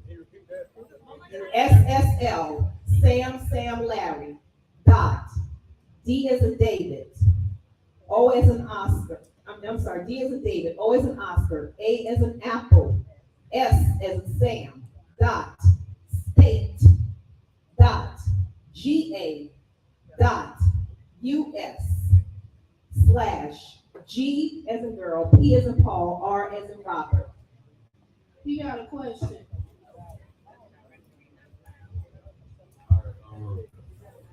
You said what? No, go ahead, go ahead. All right, so my question really goes back to the bids. Okay, this is bids we're looking at, so you can't have a question yet because we're not there. We're on the bids. When you bid on something, I'm an electrician. Yes. My specific niche that I like to do is lights. Okay, So if I'm bidding on something, do I include the material, or is that something that we're not there yet. I'm not there? We're not there yet. Okay, so here's what I need for you to do. Everyone should have this up, and if you're going ahead of me, you're gonna be lost. You're gonna be lost. You're gonna bid wrong.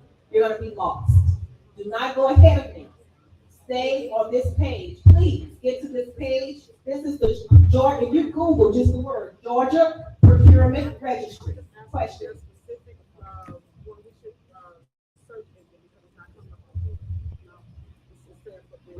SSL.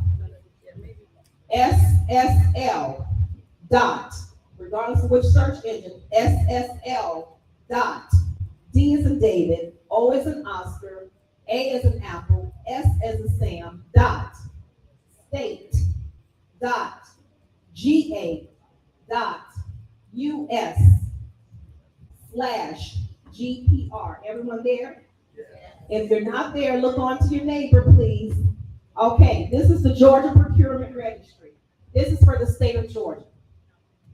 Last week I told you we were talking about city, and now we're on to the city. We moved to county. You saw where to go for the counties. Now we're at the state.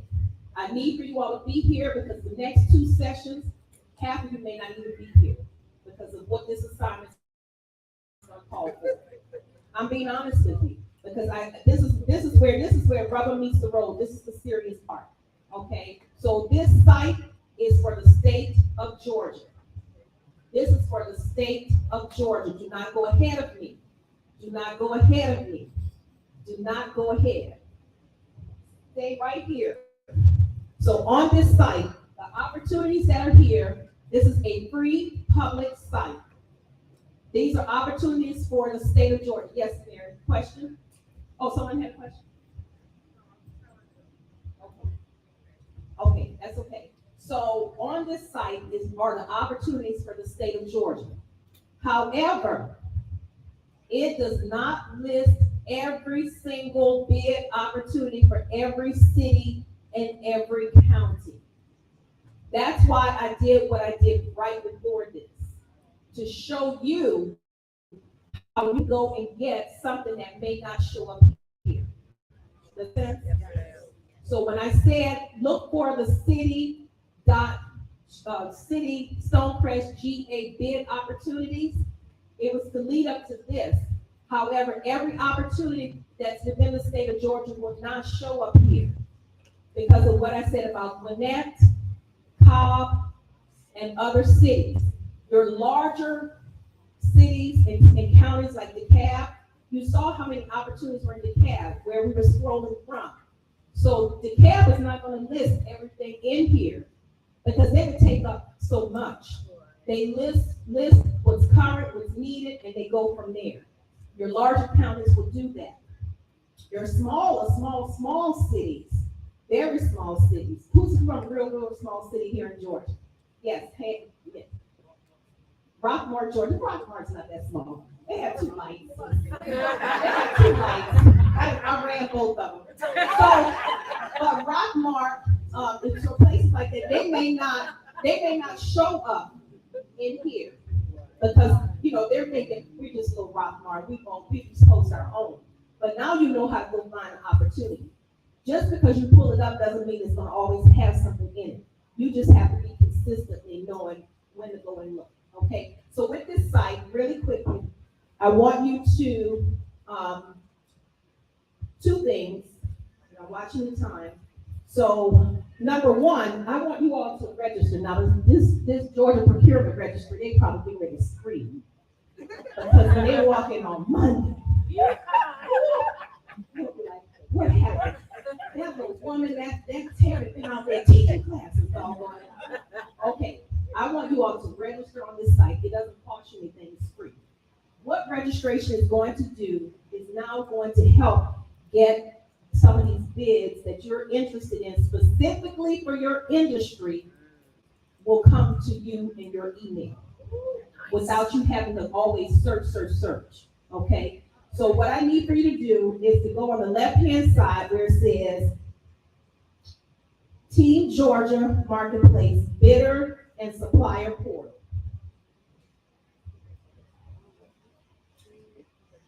When you click there, this is what your screen is going to look like if you're looking on your phone, your tablet, or laptop. This is what your screen looks like. Yeah, look it up on your phone. And then you go to where it says user registration. Click here. User registration. User registration. Now it's going to say go to bidder registration, register now. Select this option if you have never done business with the state of Georgia and register here to be able to bid on events. Register now. Click. Okay, so this first part here asks you to start this new registration form. What type of entity do you represent? Answer the question out loud. Business, business, business, business. Business is already checked off. Click next at the bottom of that screen. Next, it asks for your unique ID and company profile. It asks for your tax ID number and your entity name. What is the name of your business? You type it in. Type in the name of your business. You're going to come scroll down. It asks for, is your company classified as a minority business? Yes. And we know that you are. If you open up that screen some more, as I'm doing here, it gives an explanation on minority business in case anyone's confused. You're going to check off that yes, you are a minority business. Next is going to ask about your NIGP codes. Those codes are your government purchasing codes. That's a classification, so that when you open this, it's going to give you the codes, or you're going to have to put in the description. You can also Google this separately, the NIGP codes. Those are government purchasing codes. Those are equivalent to those of you who may know about NEXT codes, NAICS, but these are pertaining to the state.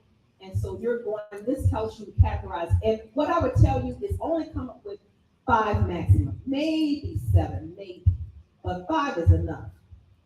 Don't try to go beyond that. This is just some basic information, because if you put too many, what you're doing here is you're registering to do business with the state of Georgia. If you put too many, all that's going to come back to you, even stuff that doesn't matter. And they don't always hit it spot on when they send the bid information back to you. So it's using keywords. And sometimes some of the information comes back, you're looking like, what is this? It has nothing to do with the field that I'm in. So just be very specific. 5 is enough. Think of 5 codes to put in. So an example, if we put in, I'm just going to use painting. Well, let me do transportation to switch it up. So we do transportation, and you click search, and look what comes up. All of this as it relates to transportation, right? So you have to go in and read all of this to figure out which ones apply to you. It even talks about traffic and transportation engineering, passenger transportation services for railroad. It talks about transportation services for the elderly, handicapped, incapacitated, for prisoners, jurors, all of that.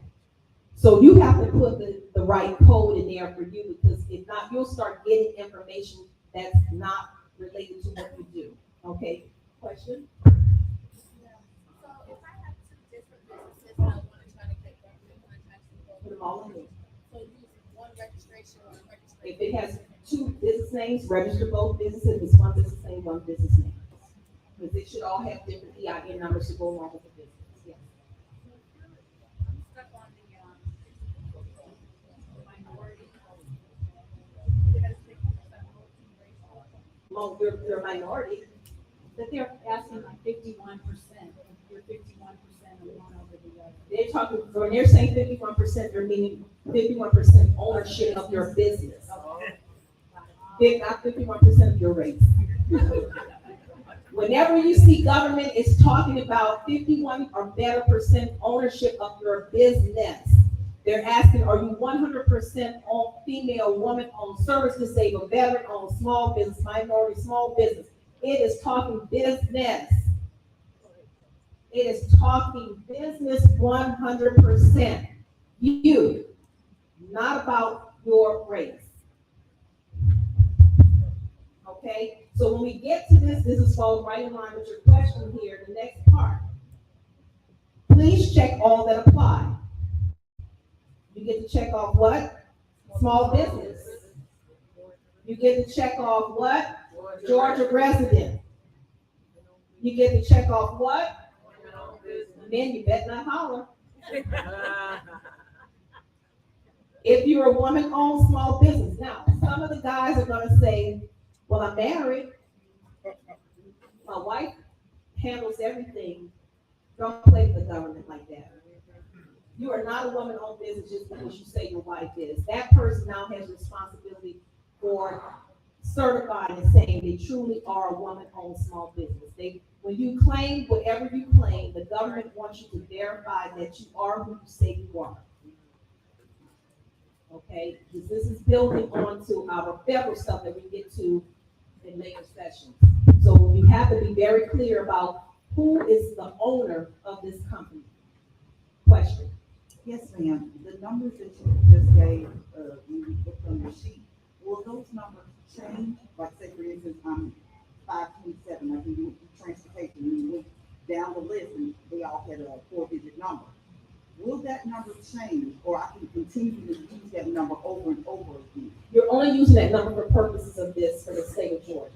And that number states that if it changes, the state will notify you. Okay, that's all I want. Okay. So the information here, you checked off your boxes. No one should be checking off not applicable because everyone in here is a small business. Everyone in here is a small business. On the right-hand side, now I love this part. This is what you talk about projection and vision. It said, what's your gross annual receipts? So this answers the question for all the people who said, I was in a class and they told me I need to make at least $100,000 before I can ever go to government contract. The government didn't say that. I'm showing you proof. It says your gross annual receipts are from 0 to millions. I think we all in that category. I know other than maybe Mr. Allen, who might be at this next level, where it says 1 million to 10. But if there's somebody in here who's beyond 1 million, come and see me right now. Come on, let's talk. Come on. Okay, so we're all in this space here. That's your gross annual. So that's giving you your vision of where you need to go. When it talks about number of employees, 10 or less, we're all in that space. Anybody with more than 10 in here? More than 10 employees? Are you a veteran-owned small business? Hit the drop down. You're not, or you're other veteran or service disabled. Because there is a difference between service disabled and VOSB, veteran, just veteran-owned. Question in the back?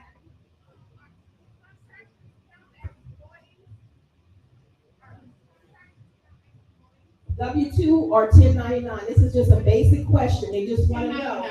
Right. You count yourself, you're an employee of your own company, and anyone else that you hire, whether you go to W-2 or 1099. Question?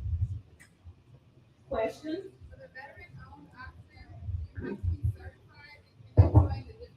It does not ask the word certified. Remember I said reading and comprehension. Reading and comprehension. Do you see the word certified? It did not ask about certification. It asks you, are you a woman owned? Are you a minority owned? Are you a veteran owned? Nowhere does it say, are you certified? The word certified is not in there. We're not there yet on certifications. Okay? The last one. Do you locate the NIGP code? That's not the same as the NICA. They're very similar, but this is NIGP is for the purposes of the state, and you can Google that separately, or you can use the tool that's right here in the document. NIGP codes can be obtained through that means. Okay, hang there with just a little bit longer. Mary and Juan, are you all okay? We're going over. Are you okay here? Okay. Okay. So we are finished with that portion. And because I'm talking in between, because hopefully some of you all are actually filling this out and are right with me and can move along. I can't, I'm already registered, so I'm not going to, they won't allow me to do anything else. I'm not going to fill anything else in this portion. Questions? Can I register as an individual until I start my business? You can. You can register as an individual. We prefer if you don't, because I want you to be a legitimate business. Because you're going to get comfortable with being an independent individual. And because you're an individual, that means now you write it under your social security number. You're not going to write it under your business ID. It goes on and on and on. Let's do it the right way the first time. We don't have time for rework. Do it correctly the first time, and you won't have to go back and now correct because you started out in one path or direction. Okay. All right. So I'm stopping at this point because whoever is someone in here actually up on the next page. Someone completed everything, and you're up with me. What's the next page? Well, I have all this right now. It just says public transport, right? Okay, so let's okay, so here's the part where we're on. Right here with the bid of registration, it tells you the steps right up here at the top. You have your identifying information. It went through the addresses, your contacts, and you're going to submit this. It's really, really simple. And if you mess it up, just go back and then just correct it because it's too simple. And if you're taking more than 30 minutes to do this, that's like 25 minutes too long. Because it's really, really, really simple. Do not, one of the things for us, we complicate things. Keep it simple. It's basic. You're not going to mess up on this. It's only a registration. And you can go back and correct it. This is not even a bid yet. So if you can't follow this instruction, I'm scared for you. I'm scared for you for bidding because this is too basic. This is very simple. Yes.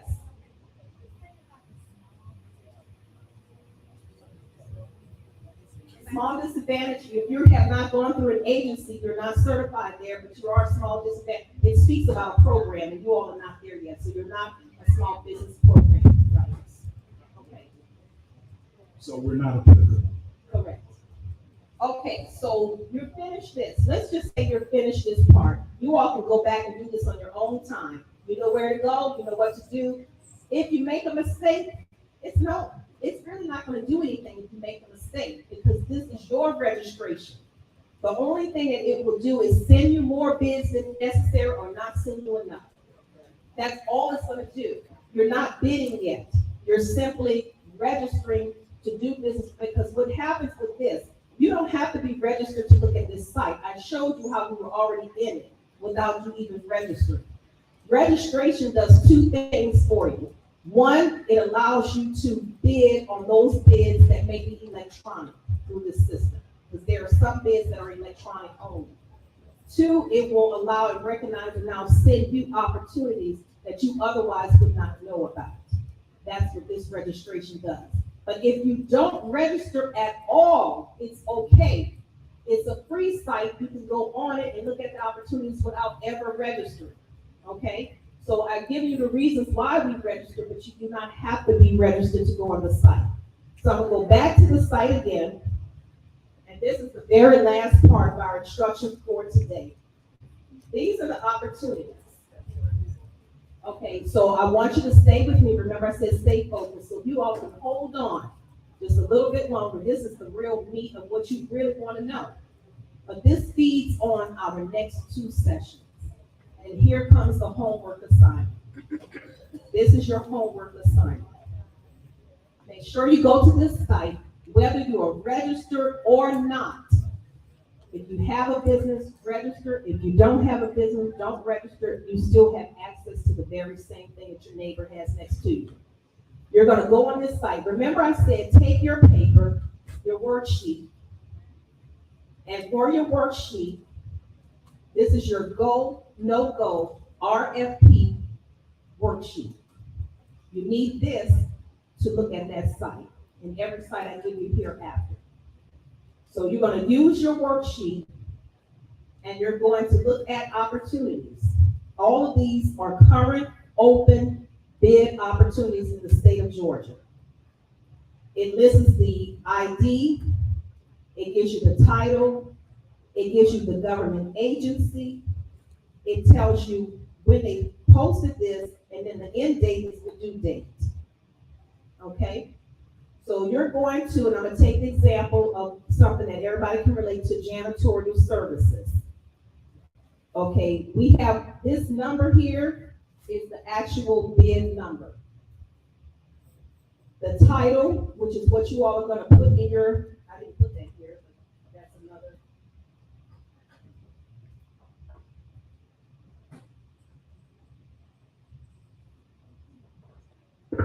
Name or title, I'm sorry.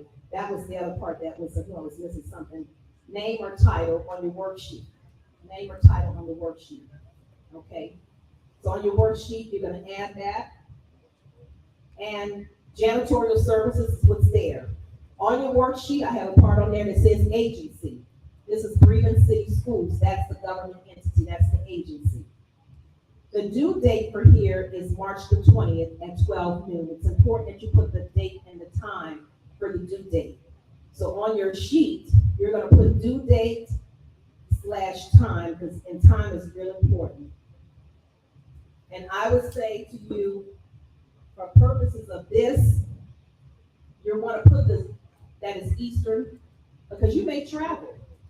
You may travel, and you may be doing and applying to or responding to a bid, and you're in California, and now you're all messed up. Put the time zone. Or you may be bidding on something that's outside of Georgia, and you're in another time zone.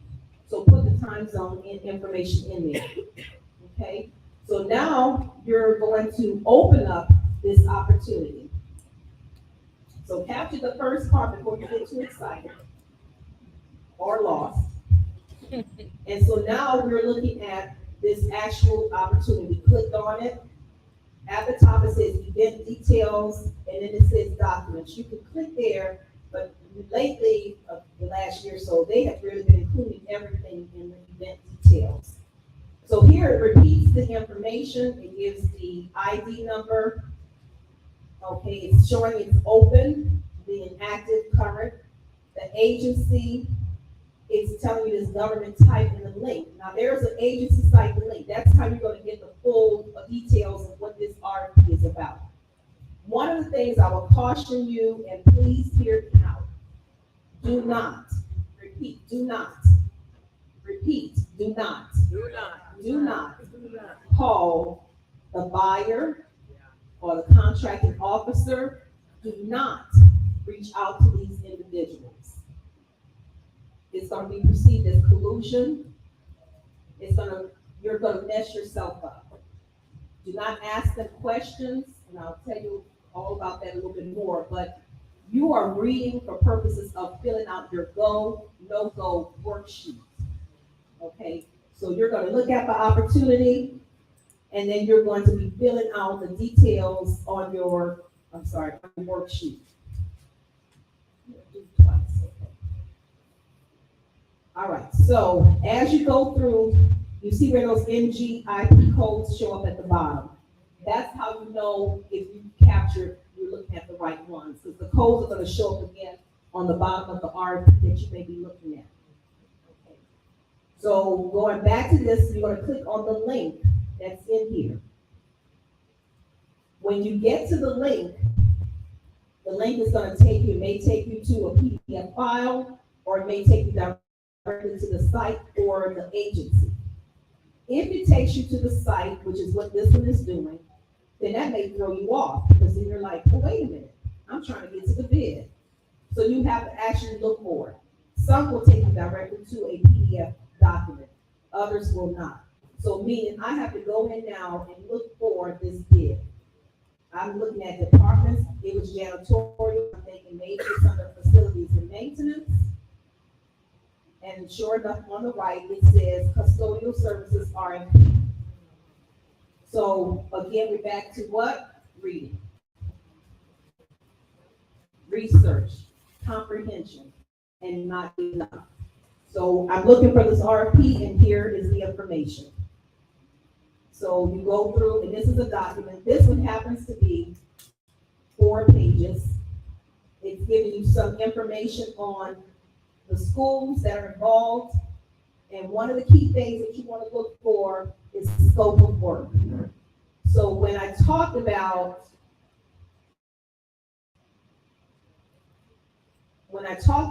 the description is just another word for scope of work. Scope of work or statement of work. All of that is the same. They're giving you details around what they're asking for, what are the services that they're asking for, okay? So when you go back to this document,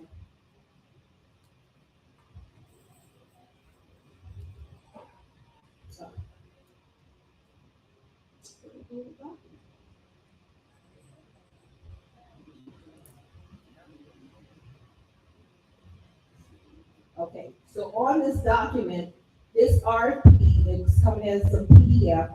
This one's 4 pages. Do not print things out. When you see an RFP you may be interested in, you'll say, oh, I'm gonna print it and I'll read it when I come back home or when I have some quiet time. You're gonna run out of paper. This one is for, and I have gone through all of it, it's given something brief and it's a small city. That's not the norm. Most RFPs that I pull are 45 pages or more. My largest one was 1,000 for a government contract, government bid.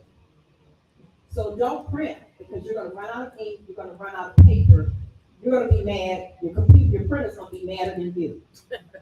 So you read through the information and understand what it's asking for. These schools is asking for, it gives you, see, it's telling you the approximate square footage, and then it comes down and gives you the scope of work. The details is what you're looking for. Scope of work explains that.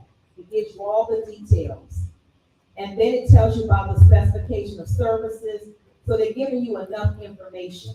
Now, this is all of what is provided here at this point, and that's where I want you to be.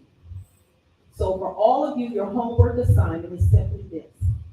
We have gone, whether you piece it together or not, you now know, you've identified 5 cities and 5 counties that you would like to do business with. You now know how to go and look at those individual cities and counties or parishes. You now know how to look for those opportunities individually.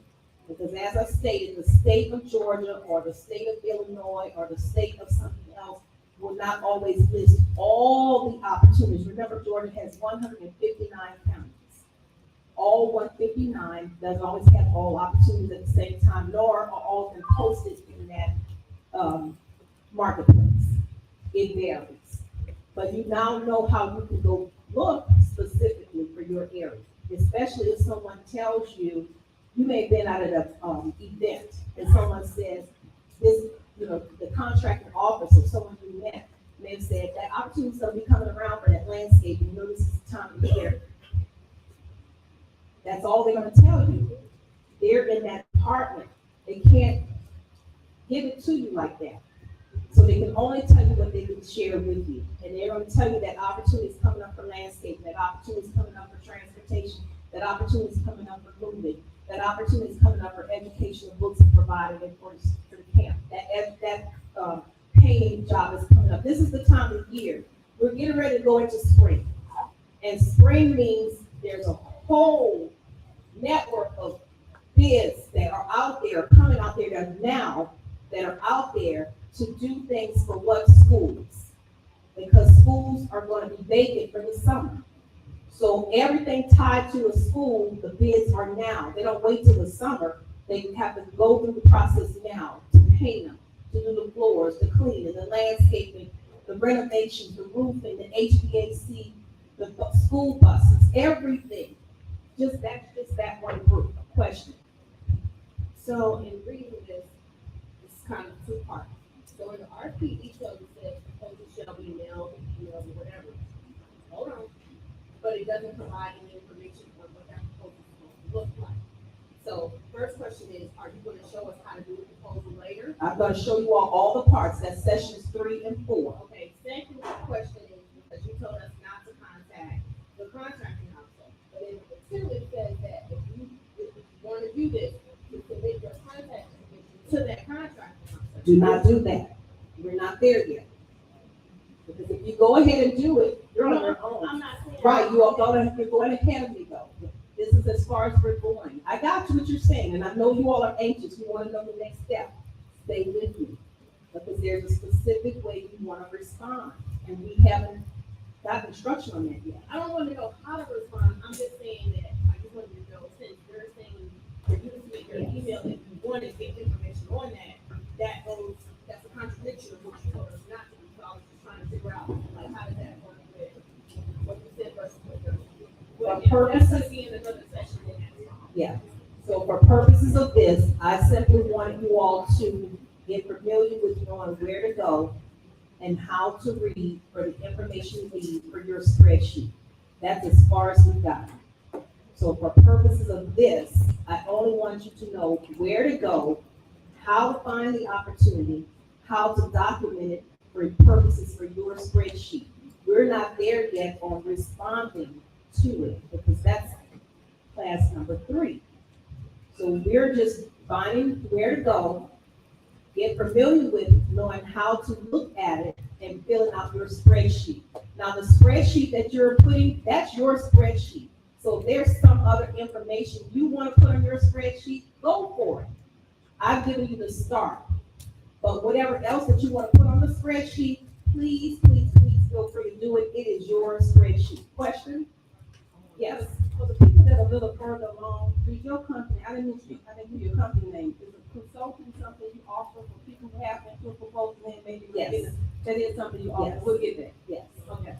Okay. So the information here, this is your, where you are at this point for these RPs. I need for you to go and identify 5 to 7 RPs.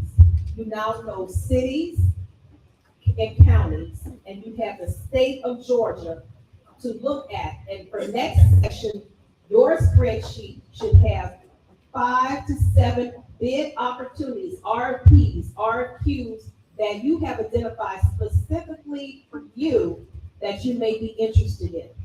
If you do not find any, because of where you're looking, keep looking. These change daily. There are some that are going to be due Monday. Those are going to fall off and new ones come on. Refresh the screen. Go in there every day. We're not meeting next Saturday. Our next class is April 1st. So there's no class for next Saturday with me. So you have time now to find your RFPs, 7 of them. Find them, look for them. You can look anywhere in the United States. It's the city you want to do business with. Yours will look different than someone else's. If I want to do business in New Orleans, that's me because I have a connection there. That may not work for you. Or maybe you want to do business there. You've heard it's a great opportunity. It's open. Find your opportunity specific to your industry. Okay, question there? Yes. I work more one-on-one with my client. So let's say whoever I'm working for, this goes back to the name. Would I put what their business is I'm trying to put that up there, because I do cleaning, event services and stuff like that. Right, So, so client is always the person who you're providing, the company that you're providing the services for. The client, the project, the organization, or the agency name goes in that space. It is who you are providing the services or products for, to, therefore. so that person has a business, this is who I just work for. Right, it's not an individual name, it is the name of their business that goes in. If you did the cleaning, you know them as Mr. Washington, but Mr. Washington owns a daycare center.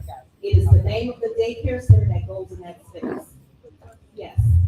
So it doesn't matter what, okay, I don't have a business. So I'm looking at Right. something that's like 35 minutes. And I know some of them do work process, so that's okay. Yes, yes, exactly. So you're gonna take your performance history and you're gonna put that information down in there because you work for the company. So now you're gonna list on the client and information that company names. Yes. Question?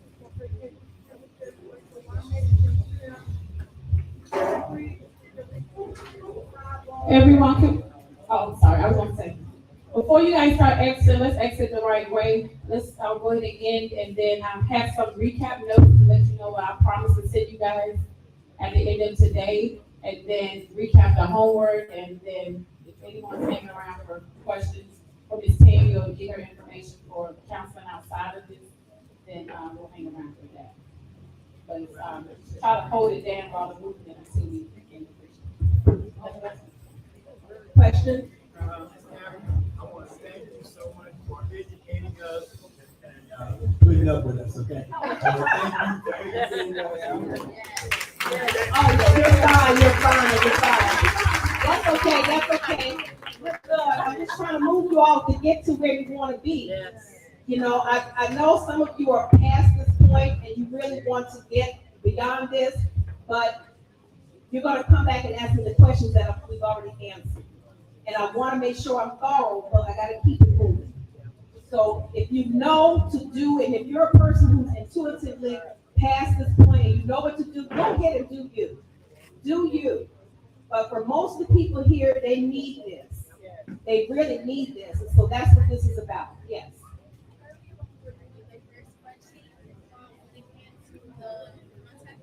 Yes.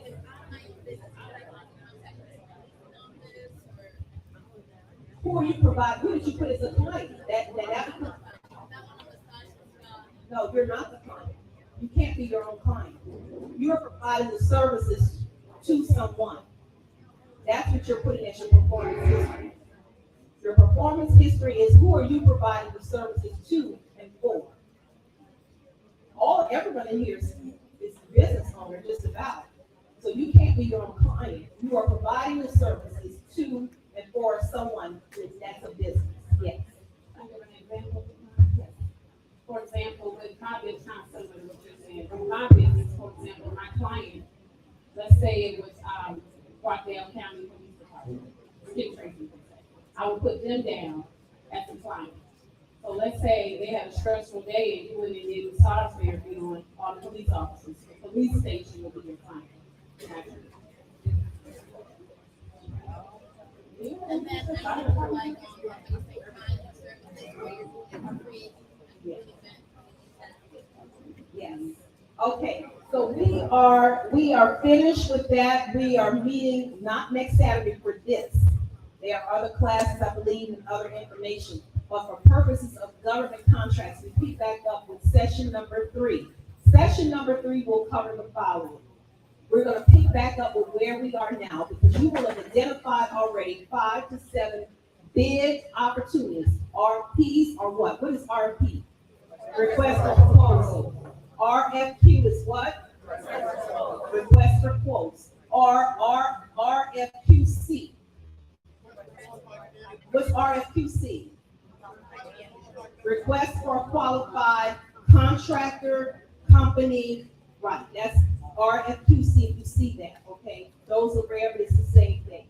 So if you see those opportunities, you want to put that on your go, no-go worksheet. And anything else you want to put on the worksheet is fine. It's your information, not for me. I'm just trying to see that you are reading through that information and that it all looks the same, because you're gonna use this sheet repeatedly over and over and over again to say, what's the one I'm gonna go after? And then the no-go is, for whatever reason, I'm not going after it. Okay? So that's what that sheet is for. That's what the exercise is for. Find 7 opportunities, city, county, state of Georgia, or somewhere else, some other state or city. Document those, put it on your sheet. Come back on April the 1st, come back here, noon to 2, be ready with your laptops, ready to work. Even if what you're looking at, because of when we're meeting, that it has expired, the due date, still put it on your sheet, because we're working through a process. But if you can find one that's not due, because we're meeting April 1st, if you can find one that's due the end of April or beginning of May, then that may be the one during class session 4 that you can get to submit on. Because that's what we're going to work on between sessions 3 and 4. Does that make sense? So if you can find an opportunity, and the due date for it is between mid-April, because we're meeting April 1st, you need enough time to work on it. You're new at this, most of you, many of you. So you need the time, but I'm here to give you the information, but you're gonna have to do your due diligence to work on it. And between session 3 and 4, you're gonna be able to submit, some of you, on your actual first bid. That's what you're gonna be able to do for your, after session 3 and 4. But if you stay with me, you will have everything you need, but you have to do your due diligence and your homework. Question?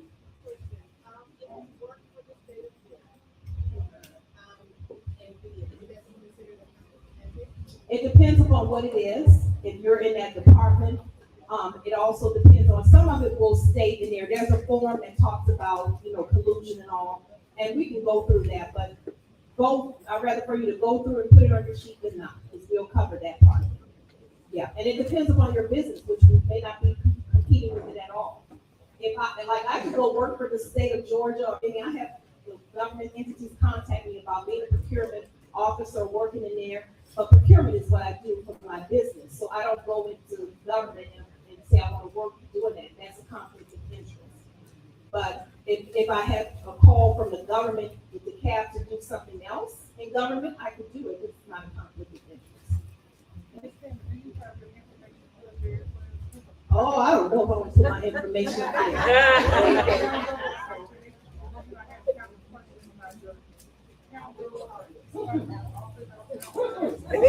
No. I'm real guarded, and I'm doing it intentionally, and I know I'm kidding, but I have clients, and my clients, I really need to dedicate that time to them. They are, not to take anything from you, but they are paying me for services. My plate is full. I'm at capacity. And that is a great thing, but I have to be guarded of my time as well and what I'm doing. So I'm giving you all that I can hear. Ask all the questions that you can hear. I think I'm real thorough and being very specific, but you have to read and figure it out too for yourself, because I won't be with you every day when you're going through this process. So please read, get understanding. Google is one of your best friends, and try to get the information you need. Yes. I will be out of town first. Is there a way you can capture what happened, or you hear or you're not?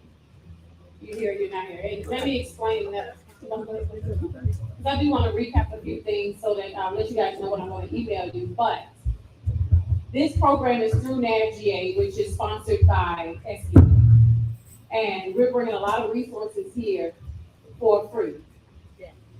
The ultimate goal also is to bring awareness to this facility, draw traffic in here, and support these businesses.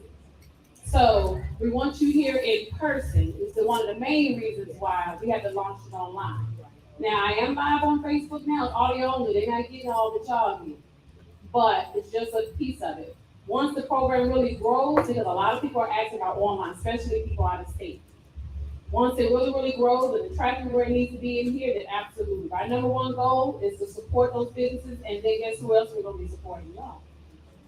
Y'all will be new business. Maybe some of you will eventually be in here. So let's be present and do our best to, be here on that day, or have someone be here that can have that audio recorder for you or something like that. Okay? Really. Okay, so this is what I'm going to email you all. So make sure that if you didn't do the event right, that you put your email address on that form at the table. The differences between grants and contracts, the performance history spreadsheet, the 5 cities and counties to do business in, just remind you all to do that. The tips for searching for the contracts, as she showed you on Google. The SSL website,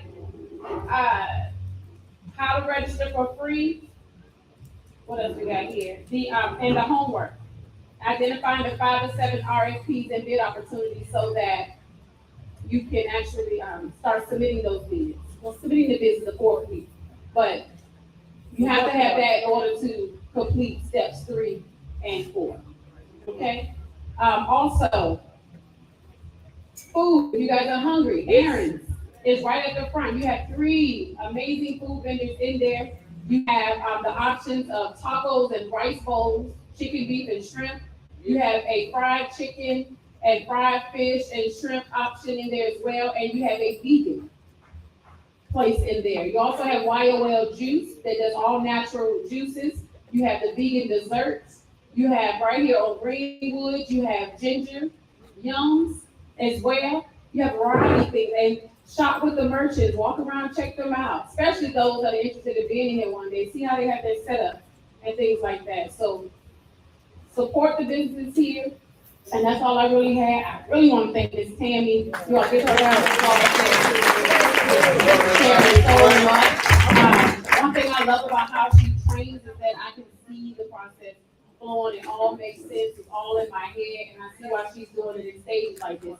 All of this in one class would have been overkill, but way too much. So at least we have 2 weeks to do everything that she covered today and come to class ready. Yeah. Okay. And one more thing that Ms. Tammy, shared with me last week that I think is very important. We hope all of you make it to 3 and 4, but try not to invite people that haven't been to 1 and 2, because the class will lose a lot of time answering questions that was covered in 1 and 2. So the goal is to get you from session 1 all the way through session 4.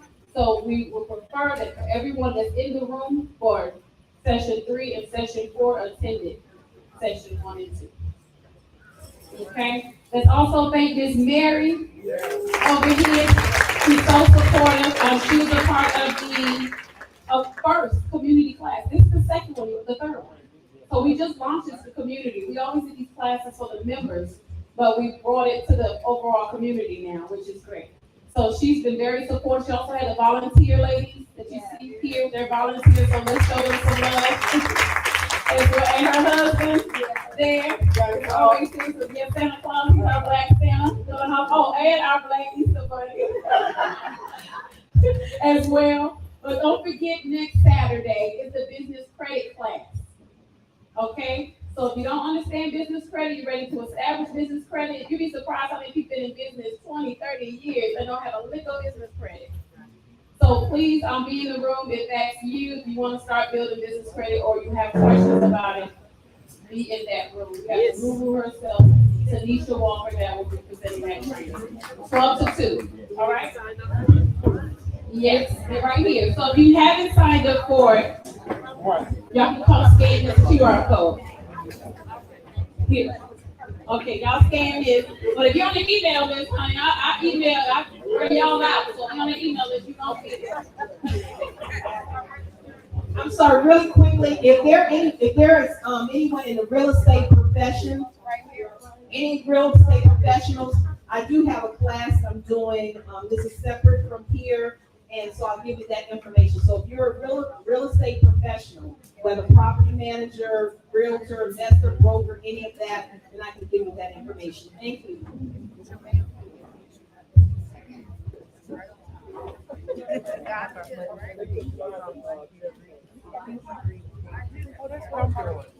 I registered to be an attendant, but when I went back to red, I said, oh, I need to pitch my idea. Right. Yeah. You have to. Yeah, yeah. I sent it to my group because I have a business group Okay. of women. Good afternoon once again, ladies and gentlemen, and once again, we thank you so much for coming out here to the new Black Wall Street Mall. We want to thank you for considering your spirit. 837-8925.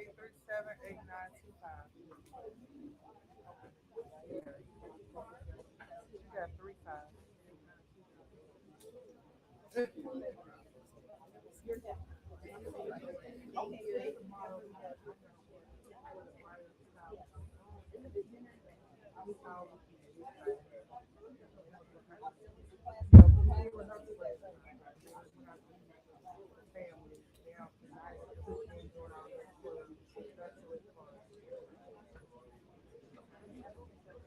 Eight three seven 8925. Yes, it is.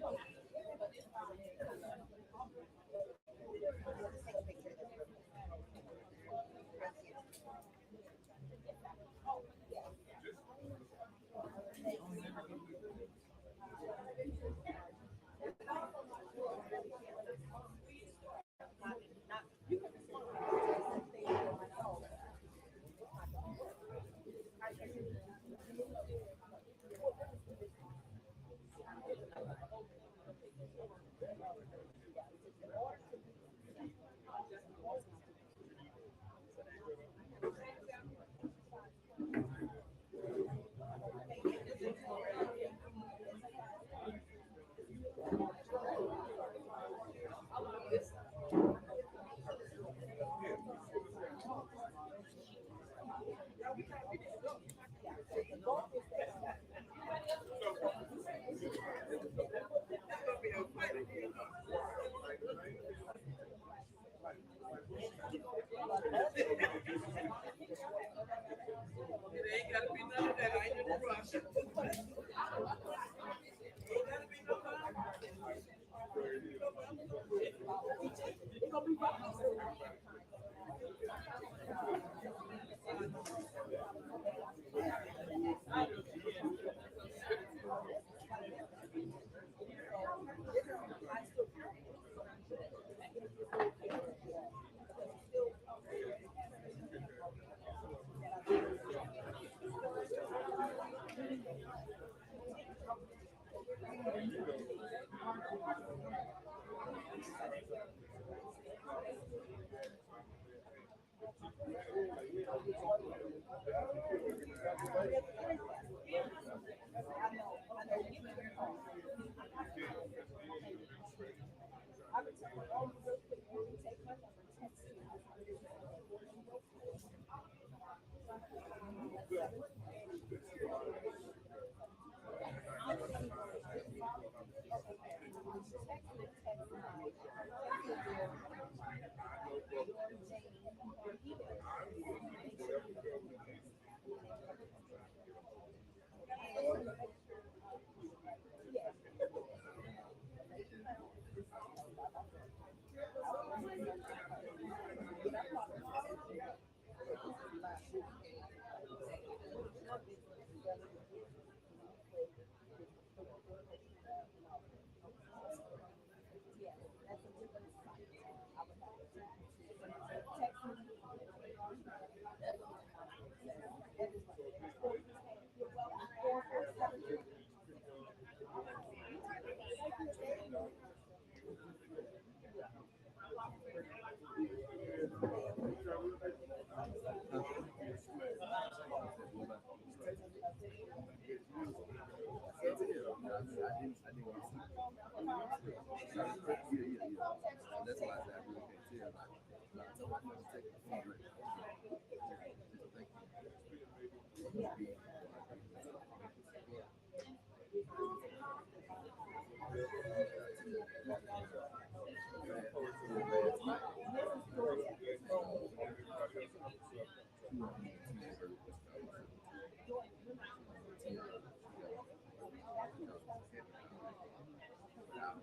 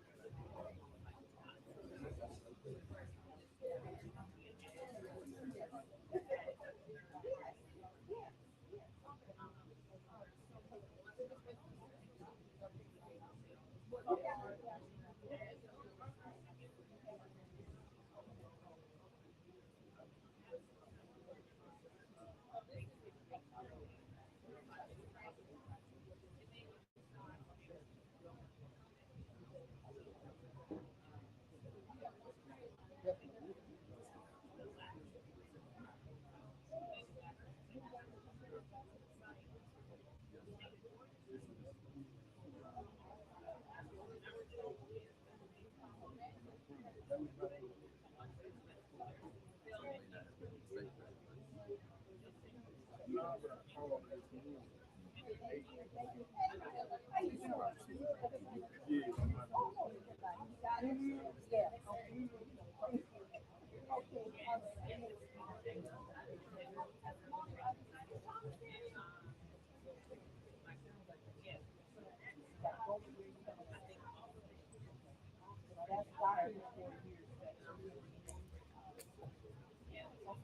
is it that, what is that for your business you're in? Commercial? Yes. Have you done anything in that sense?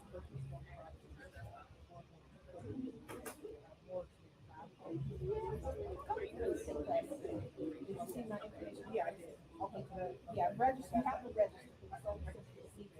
Okay, make sure you contact that women's council of realtors. You have to register. Okay, thank you. Okay, thank you.